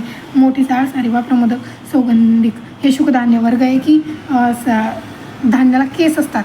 म्हणजे केस म्हणजे आता छोटे छोटे काटे वगैरे असतात, त्यांना आपण शुकधान्य म्हणतो. शमीधान्य म्हणजे काय की शमीधान्य म्हणजे काय? शेंगा. ज्याच्यामध्ये शेंगा आहे ते सगळे शमीधान्य लिहून टाकायचे. मूग कफपित्तनाशक असतात. सर्व डाळिंबमध्ये श्रेष्ठ काय? मूग आहे. फक्त याच्यामधलं श्रेष्ठ द्रव्य लक्षात ठेवायचं, असं पण करू शकतो. आता राजमाश वातवर्धक असतात. कुळीत कफक्षुरानाशक असतात. रक्तपित्त मटकीचा गुण आहे, ज्वारात रोगांत प्रतिकार. तिळाचं वातपित्तनाशक, कफपित्तवर्धक, वातनाशक. शिंबीधान्य अचक्षुषय, शिंबीधान्याचे गुण अचक्षुषय, नेत्रात अहितकर, एवढं लक्षात ठेवायचं. अथ मांसवर्गाचे 8 प्रकार सांगितलेले की येत आहे. प्रसव, भूषय, अनुप, जलज, जलचर, जांगल, विष्कीर, प्रभू, आज जल चढाऊ, जंग विपरीत नाही. तर मग इथं प्र म्हणजे प्रसह, भू म्हणजे भूषय, आ म्हणजे अनुप, ज म्हणजे जल म्हणजे जलचर, चढाऊ चा मिनिंग येणे, जंगल विपरीत नाही, जांगल, बी म्हणजे विष्कीर, प्रतूत असं लक्षात ठेवायचं आहे. हे झाले मांसाचे 8 प्रकार. प्रसमध्ये गाय श्रेष्ठ आहे, भूसाईमध्ये घोरपडचा मांस श्रेष्ठ आहे, अनुपमध्ये डुक्करचा मांस श्रेष्ठ आहे, जलजमध्ये सांगितलेलं नाही, जलचरमध्ये याच्यामध्ये पण सांगितलेलं नाही, जंगलमध्ये हरिणीचं मांस श्रेष्ठ आहे, विष्कीरमध्ये कुक्कुटचं मांस श्रेष्ठ आहे, लावाचं मांस श्रेष्ठ आहे, प्रतूतमध्ये पण सांगितलेलं नाही. आता एवढं इथं सांगितलेलं आहे पक्ष्यांचे मांस वगैरे. प्रसाद मेंढीचं जे मांसाचं गुण आहे ते कसे आहे? मांसावर्धक, शीतवीर्याचे. आता इथं सांगितलेलं आहे की मांसात विशेष गुण असतात. सगळे मांस कसे असतात? वातनाशक असतात. सगळे मांस, मोराचं, हंसाचं, कोंबड्याचं, तित्राचं, गौराचं, सगळे मांस. त्यामध्ये बुद्धिवर्धक मोराचं आहे, हंसाचं स्वरवर्ण वाढवतं, कोंबड्याचं मांस वाजकर आहे, स्वेदकर आहे, आणि तित्तरचे मांस साधारण देशात राहते, वातप्रधान आहे, शीघ्रतेने शांत करते, शीतवीर्याने. हां ठीक आहे, सगळेचं वातनाशक आहे मांस, एवढं लक्षात ठेवायचं. आता इथं काय की लावा पक्षाचे मांस कषाय मधुर रसात्मक आहे, कटू कषाय रसात्मक आहे, कषाय तिक्त मदार सगळ्यामध्ये. शिल्लक स्थायी मांस मधुर रसात्मक आहे, त्रिदोष शामक आहे. क्षयरोगनाशक कोणाचं आहे? पोपटाचं मांस आहे. नंतर त्रिदोष शामक मलमूत्र विबंधिकर हरणाचे मांस आहे. नंतर मांसक्षयात गोमांस श्रेष्ठ आहे, मांसक्षयामध्ये उपयोगी असतं. आता स्मृतिवर्धक कासवाचं मांस आहे. आता बुद्धिवर्धक कोणचं होतं? मोराचं होतं. कफवर्धक गेंड्याचं मांस आहे. हृदयरोग, नंतर हृदयरोग आणि उरक्षतामध्ये हंसाधिकाचं मांस श्रेष्ठ आहे, आणि पोपटाचं मांस क्षयरोगामध्ये. आता त्रिदोष नाशक आहे पाठा, शाक वर्गामध्ये सांगितलेलं आहे. त्रिदोष शामक कुष्ठनाशक काकमची आहे. मदविकारनाशक मायळीची भाजी, वातविकारनाशक. मदविकारनाशक कोणी? तांदूळाची भाजी. आता इथं काय? मूत्रकर. रक्तपित्तनाशक नीलकमलपत्रांची आणि राजक्षमानाशक कोणी? खजूर आणि ताडफळ. हे लक्षात ठेवायचं. फळवर्गामध्ये द्राक्ष श्रेष्ठ आहे, एवढं लक्षात ठेवायचं. परत आता द्राक्ष श्रेष्ठ आहे. इथं मध्यवर्गामध्ये काय की मद्याचे सामान्य गुण विचारलेले. आम्ल रसाची उष्णवीर्याची असतात, आम्लविपाकी असतात. सगळी मद्य सामान्य वातनाशक असतात. कृष दुर्बल व्यक्तीसाठी उपयोगी आहे. सुरा, मदिरा, अरिष्ट, शारकर. आता गौड, सुरासव, मैरे, मधुमध्य फक्त नवे मध्य गुरु आणि त्रिदोषकारक असतात. जुने मध्य स्रोतशोधक अग्निदीपक असतं. आता जलवर्गामध्ये काय षडगुणात्मक असतं. कोणतं? दिव्य जल. जमिनीवर पडणारे पाणी इथं सांगितलेलं फक्त श्रेष्ठत्व सांगितलं. आता वर्षामध्ये कफकारक जल तयार होतं. शरदमध्ये सुकुमार अनभिसंधित जल तयार होतं. हंसोदक शरद तयार होतं ना. हेमंत ऋतूमध्ये शुक्रवर्धक जल तयार होतं. शिशिरमध्ये हेमंत ऋतूतील पाण्यापेक्षा हलके कफ वायुनाशक जल तयार होतं. वसंतमध्ये वृक्षजल अनभिसंधी जल कशामध्ये तयार होतं? ग्रीष्म ऋतूमध्ये. उत्तम जल कोणतं आहे? ग्रीष्म ऋतू नाही. आता रात्रीदोष प्रकोपक आहे. आता हिमालयात उगम पावणाऱ्या नद्यांचे जल कसे असते हे सांगितलेलं आहे की मलप्रभव नदी जल अमृतासमान निर्मल आणि पथ्यकर पश्चिम भागातून वाहणाऱ्या आणि पूर्व भागातून वाढणाऱ्या गुरुजल असतं त्यांचं. आता इथं काय सांगितलेलं आहे? पावसाळ्यात नदीचं जल वगैरे सेवन नाही करायचं. असं समुद्र जल कसं असतं? अहितकर जल कोणतं? आता क्लीन शेवाळा बघतं दुर्गंधयुक्त पाणी तर हे रेन शुद्ध असेल. तलाव आणि विहिरीचे जल कसे असते ते गुणदोष विवेचन करून जंगल भूमीवर डिपेंड करतं. समजा गाईचे दुग्ध कसे की 10 गुणांनी युक्त आहे. मधुर शीतवीर्य स्निग्ध बहल. म्हशीचे दूध कोणते? निद्रानाशहरे अनिद्रानाशरे सॉरी. उंटणीचे दूध कोणते? खारटे. उदर आणि जलोदर व्याधीमध्ये उपयोगी आहे. आता घोडीचे दूध कसे आहे? वातविकारासाठी हितकर. दुग्ध वर्ग मध्ये स्त्रीचे दूध दह्याचा निषेध केलेला आहे. तुपाचे गुण सांगितलेले. स्मृती, बलवर्धक. परत पियुषो मोरटम. पियुष म्हणजे काय? नुकत्याच गाईच्या पहिल्या 7 दिवसांचे दूध आणि मोरट म्हणजे 7 दिवसानंतरचे दूध. अथे इक्षुवर्गामध्ये काय आहे की पौंड्रक गुळ कफकारक असतात वगैरे. मग आता ना इथं एवढं लक्षात ठेवायचं की निर्मळता आणि शीतता. शर्करा, खांडसरी, मत्सांडिका, गुळ हे सगळे इक्षुवर्गातले. त्यामध्ये शर्करा सगळ्यात जास्त शीत आहे. खांडसरी त्याच्यापेक्षा कमी शीत आहे. मत्सांडिका कमी शीत आहे. गुळ कमी शीत आहे. त्यापेक्षा निर्मलता पण शर्कराची जास्त आहे आणि गुळची कमी आहे. या असा क्रम लक्षात ठेवायचा. फक्त येऊन तर MCQ येऊ शकतं. मधाचे प्रकार सांगितले 4. तर ते कोणते आहे की भ्रामरी, माक्षिक, पैत्तिक आणि क्षौद्र ब्रह्मपक्ष असं लक्षात ठेवलेलं आहे. आता मध न पचल्यामुळे मृत्यू होतो. जो आम तयार होतो त्याला मधुआम म्हणतात आणि जो सद्यमारक असतो. आता चिकित्सा उपक्रम विरोधी रोग आहे. आता चिकित्सा पण आपण त्याची करू शकत नाही. आमदोषात जसे उष्ण उपचार केले जाते तसे मधवापासामध्ये उष्ण चिकित्सा विरोधी ठरते. आता त्यामुळे हा सद्यमारक आहे. आता शरीर संतर्पण करते. लघु रद्द असते. विलेपी कसं असतं? कृतान्न वर्ग इम्पॉर्टंट आहे यामध्ये. तर मग पेया कशी असते? पेया, विलेपी, मंड, लाजपेया. पेया कशी असते की तहान, भूक, शारीरिक, मानसिक आणि लघु असते दूर करते.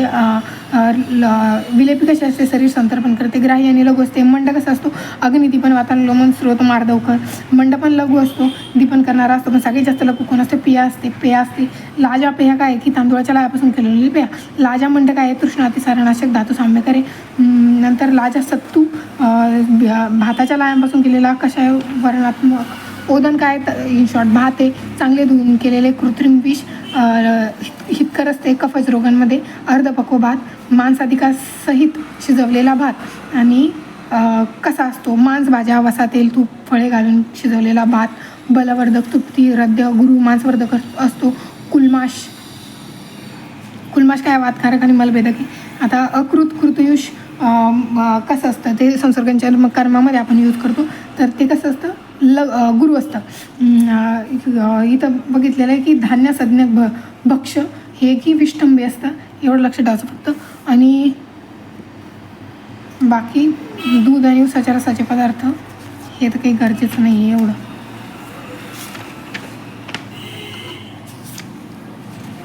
आहार योगी वर्ग यामध्ये सांगितलेलं आहे मोहरीचे तेल, एरंड तेल कफवर्धक असतं, विरेचनासाठी उपयोगी आहे. मोहरीचं तेल कसं? वातनाशक. चोरवळीचे तेल कफवर्धक, वातरोगांत हितकर, त्रिदोष प्रकोपक. करडीचे तेल आहे कफकारक. आले म्हणजे ओली, अद्रक. सुंठ काय? वात कफनाशक आहे. सैंधव लवण. लवण वर्गामध्ये काय? सैंधव लवण सगळ्यात जास्त श्रेष्ठ आहे. ते चक्षुष आहे, बाकी कोणताच चक्षुष नाही. त्रिदोषनाशक आहे. विबंधनाशक संवर्चल आहे. वीड लवण याच्यामध्ये काय असतो? सुगंध असतो. आणि याच्यामध्ये काय असतो? गंध सोडून, काल लवणमध्ये गंध सोडून सगळे पादे लोणचे संरक्षणाचे गुण असतात, एवढं लक्षात ठेवायचं. क्लेदकारक हे औद्भिद लवण. प्रायी सर्व लवणे रुचिदायक, पाचक, विरेचक, वातनाशक असतात. नंतर काय की लवणेन भोज्यम हा श्लोक आपण लवण वर्गामध्ये लिहू शकतो. नंतर अन्नपान परीक्षणीय विषय.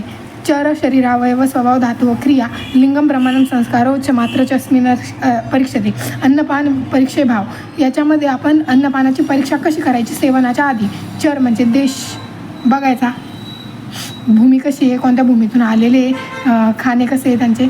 नंतर मांस कोणत्या प्राण्याचे कोणत्या भूमीतून आहे. शरीर अवयव परीक्षा, नंतर शरीराची परीक्षा करायची आहे, त्या प्राण्याचे मांस डोक्याचे, खांद्याचे, पायाचे, डोक्याचे. नंतर स्वभाव परीक्षा कशी आहे की गुरु आहे, लघु आहे, त्यांचा स्वभाव धातूनुसार परीक्षा करायची. परत धातू क्रियानुसार परीक्षा करायची.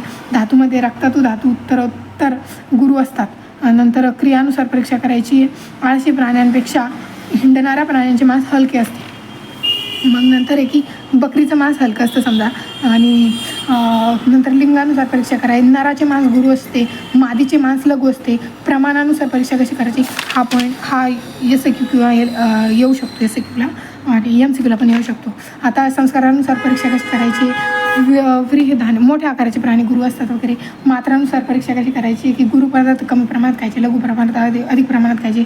हे कॉमन आहे, सगळं कॉमन लिहू शकतो आपण डायरेक्ट. नंतर विधिशिधपिती अध्याय यामध्ये काय सांगितलेलं आहे की शरीर सम्यक पचनाचे शरीर पोषण. पीठ प्यायलेले लीड साठून खायचे. अन्न खादित 4 प्रकारचे आहार सांगितलेले इथं. आहाराचे शरीर पोषण आणि शरीर निर्मिती. आहार आणि शरीर पोषण कसे होते. आता प्रज्ञासदनके स्वच्छ मलकिट्ट विभाजन होते, योग्य पचन होते. मग त्यामध्ये शरीर पोषण शरीर निर्मिती कशी होती. पंचेंद्रिय द्रव्ये शरीर संधी बंधनकर, रक्त मांस धातूंचे प्रसादरूप पुष्टी होते. मलवृद्धिकर आहाराचा त्याग, मलाचे शोधन होते. विपरीत गुणकारक चिकित्सा. आहाराचं शुभ आणि अशुभ भावांचे कारण. मल किंवा प्रसादरूप धातूंच्या गतीचे स्रोतस हे मार्ग आहेत. आता नंतर काय की इथं इम्पॉर्टंट आहे हित आणि अहित आहार संबंधी विचार. हे खूप वेळा आलेलं आहे, एकदा जरी वाचलं तर लक्षात होऊन जाईल. अहित आहार लगेच दोष प्रकोप होत नाही. अहित आहारसुद्धा लगेच दोष प्रकोप करत नाही, कारण देशकाल संयोग प्रमाण इत्यादीमुळे अपथ्याची अपथ्यता कमी होते. म्हणजे अपथ्यतासुद्धा कशावर डिपेंड असते. देशकाल संयोग, वीर्य प्रमाण, रोगाचे बल वगैरे ह्या 5 गोष्टींवर अवलंबून असते अपथ्य आहार, पण त्यामुळे लगेच अपथ्य ठरत नाही. आता शरीर व्याधी क्षमता. अतिस्थूल शरीर असणारा, अतिकृश, दुर्बल, अतिइतकर त्याच्यावरून आपण व्याधी क्षमता ठरवू शकतो. हे पण सोपं आहे. आता रसप्रदोषाचे रोग हे तर श्लोक आहे डायरेक्ट, ज्याच्यामध्ये रस रक्त मांस मेद असते. माझ्या हे श्लोक आपण निदानमध्ये पाठ केले, करावंच लागणार आहे. स्वतः संजय अश्रद्धाच्या रुची हास्यवैरस समरसज्ञातम रल्लास गौरवम तंत्र सांगमर्दोचरस्तम पांडुतम स्रोतसारोदम क्लेब्य साध्य कुशांगता नाशोग्नेरथा कालम वलय प्राच्यानीच. हे रसप्रदोषाचे रोग, हे रक्तप्रदोषाचे रोग कोणते सगळे स्किन डिजीज लिहून ठेवायचे. मी सांगितलेलं आहे कुष्ठ विसर्व पीडका रक्त पित्तमसरुद्र गुदमेर आकाश्च पिलहा ग्लुमुत्त विद्रदी नीलका कामला व्यंग पिप्लवस्तील कालका दृश्चर्मद्रम भिन श्वित्रम पामा कोटाश्रमंडलम. मांसप्रदोषाचे लोक कोणते की आधी माणसाला बुद्धम गलशालू कुशुंडिके पुती माणसाला जी गंडमाला उपजीविका हे माणसाचे रोग आहे. मेदसंशयास्तु निंदा प्रमेहानाम प्रमेय याचा मेन रोग आहे. अध्यस्ती दंतो दंतास्ती भेदशूलम अध्यस्ती दंतो दंतास्ती भेदशूलम विवरणता केशलोम नख श्मश्रू दोषाश्च प्रदोष हे अस्तीचे रोग आहे. मज्जा प्रदोषाचे रोग कोणते. रुख पर्वणाम भ्रम मूर्छा दर्शनम तमस्तता भ्रम वगैरे ते मूर्छा येते. अरुषा स्थूल मुलानाम पर्वजानामच्या दर्शनम. आता इथे शुक्रदोषाचे रोग कोणते याचा श्लोक पाठवला. क्लेब्य कामेच्छा गर्भधारमा नारचंड नरचंड हे शरीरस्थानमध्ये आलेलं आहे, थोडंफार लिहू शकतो. इंद्रिय प्रदोषाचे रोग कोणते की इंद्रियानाम इंद्रियाधिष्ठानाच्या प्रकोपित होतात तेव्हा इंद्रियांचे विकार निर्माण होतात. स्नायू शिरा कंडर दोषाचे रोग. आता स्नायूमध्ये रोग वगैरे होणार आहे, कोणते होणार आहे. गुल्म वगैरे होऊ शकतं, विद्रदी वगैरे होऊ शकते. आता रसच प्रदूषणाची चिकित्सा सूत्र. रसजानाम विकारानाम सर्वम लंघनम औषधम विधिशोनित अध्याय रक्तजानाम शिशुजलम. आता विधिशोनित अध्यायामध्ये रसाची चिकित्सा सूत्र सांगितलेलं आहे, पण ही छोटंसं काय लंघन ममन विरेचन पाचन उपवास हे आपण करू शकतो. रक्ताची चिकित्सा सूत्र काय की कुर्यात शोनितम रक्तपित्त हरम विरकोमनम उपवासमच ही रक्ताची चिकित्सा मागच्या चॅप्टरमध्ये सांगितलेली आहे. मांसजानाम तू संशुद्धी मांसाची चिकित्सा सूत्र सांगितलेली आहे. इथं शास्त्र शाराग्निकर्माचे अष्टनैतिक अध्याय मेधाजानाम चिकित्सकम, मेधाची चिकित्सा पण ह्याच श्लोकामध्ये सांगितलेली. अस्त्यशयानाम व्याधीनाम पंचकर्माने भेषजम बस्तय शीर सर्पिंशी तिक्तकोपैतानीचे हे असते रोगाची चिकित्सा सांगितली. वमन वैरेचन वगैरे सांगितले. मज्जा आणि शुक्रगत रोगांची चिकित्सा सूत्र, मधुर आणि तिक्त रसाचे अन्न व औषध, मैथून, व्यायाम आणि उचित काळ व विरेचन इत्यादी संशोधन.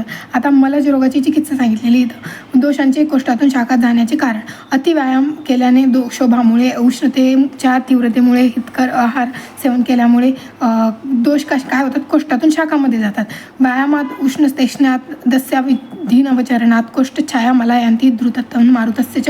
तर ह्या श्लोक पाठ करायचा आहे, एकच लाईन. दोषांचे शाखातून कोष्ठात येण्याचे मार्ग, जर कोष्ठात वाढले की शाखामध्ये वाढले वगैरे झाले, त्यांचं विलयन होतं. औषध प्रयोगामुळे पण येतात.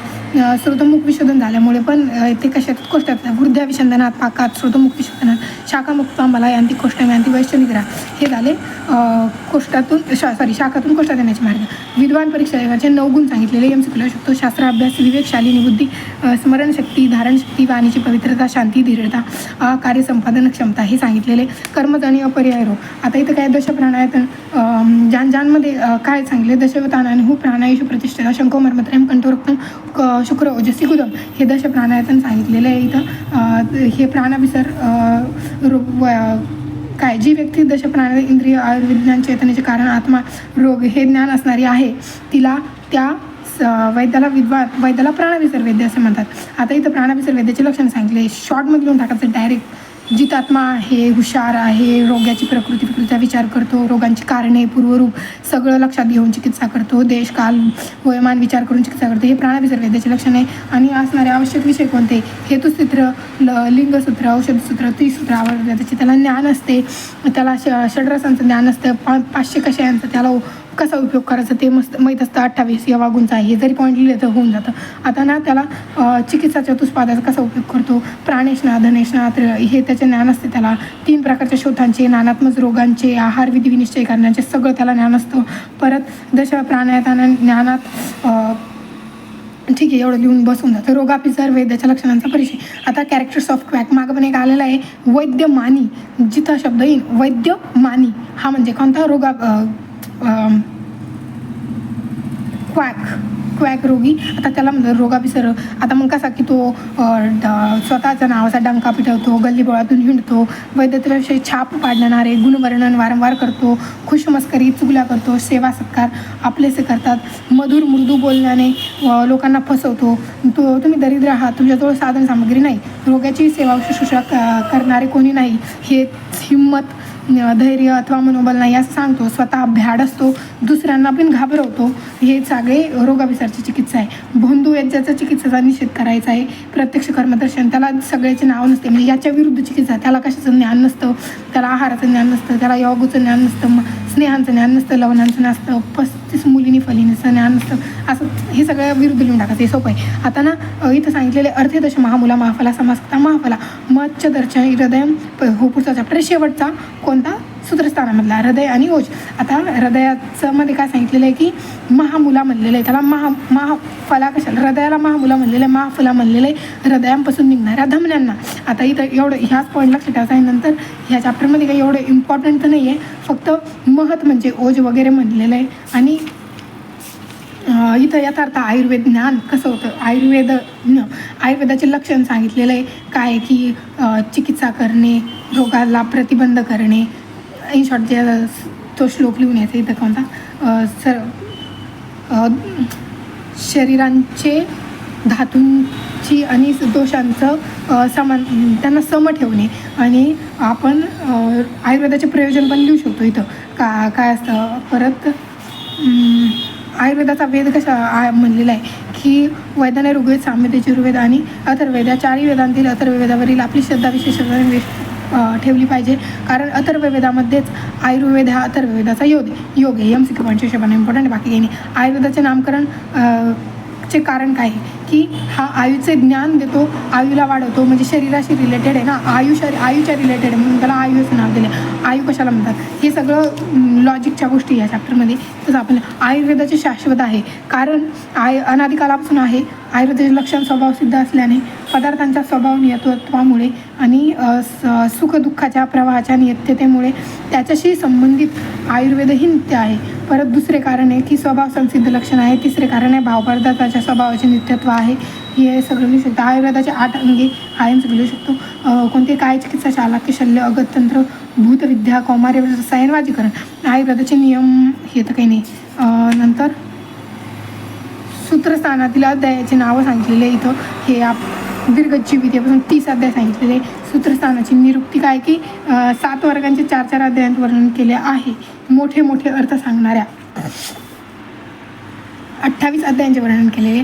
निदान स्थानामध्ये किती अध्याय? 8 अध्याय.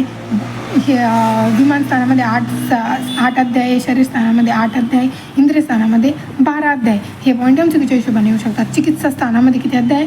30 अध्याय आणि 28 अध्यायांचे वर्णन.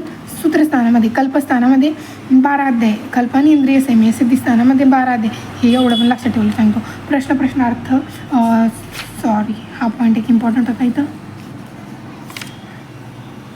वैद्याची परीक्षा करण्यासाठी अष्टविध प्रश्न विचारले जातात. त्यामध्ये तंत्रार्थ, स्थानार्थ, अध्यायार्थ, प्रश्नार्थ हे पॉईंट लक्षात ठेवायचे. त्यामध्ये तंत्र काय की तंत्रार्थ काय की हितायतम सुखम दुःखम आयस्तस्य हितामितम हा तंत्रार्थ लिहू शकतो. तंत्रामध्ये आयुर्वेद, शाखात्री, सूत्रज्ञान वगैरे असतं. परत स्थान काय की 8 स्थान आहे. सूत्रस्थान, इंद्रियस्थान हे सांगितलेले. त्याचे स्थानार्थमध्ये आपण काय लिहू शकतो की असा प्रश्न येणार तर नाही, पण अध्यायार्थामध्ये ह्या सगळ्या अध्यायांचं अध्ययन करतात तिथं त्याला म्हणतात अध्यायार्थ. प्रश्नार्थ म्हणजे काय? प्रश्नाचे लक्षण युक्तियुक्त रीतीने शास्त्रद्वारा जे अर्थ निश्चित केला जातो त्याला प्रश्नार्थ असे म्हणतात. आता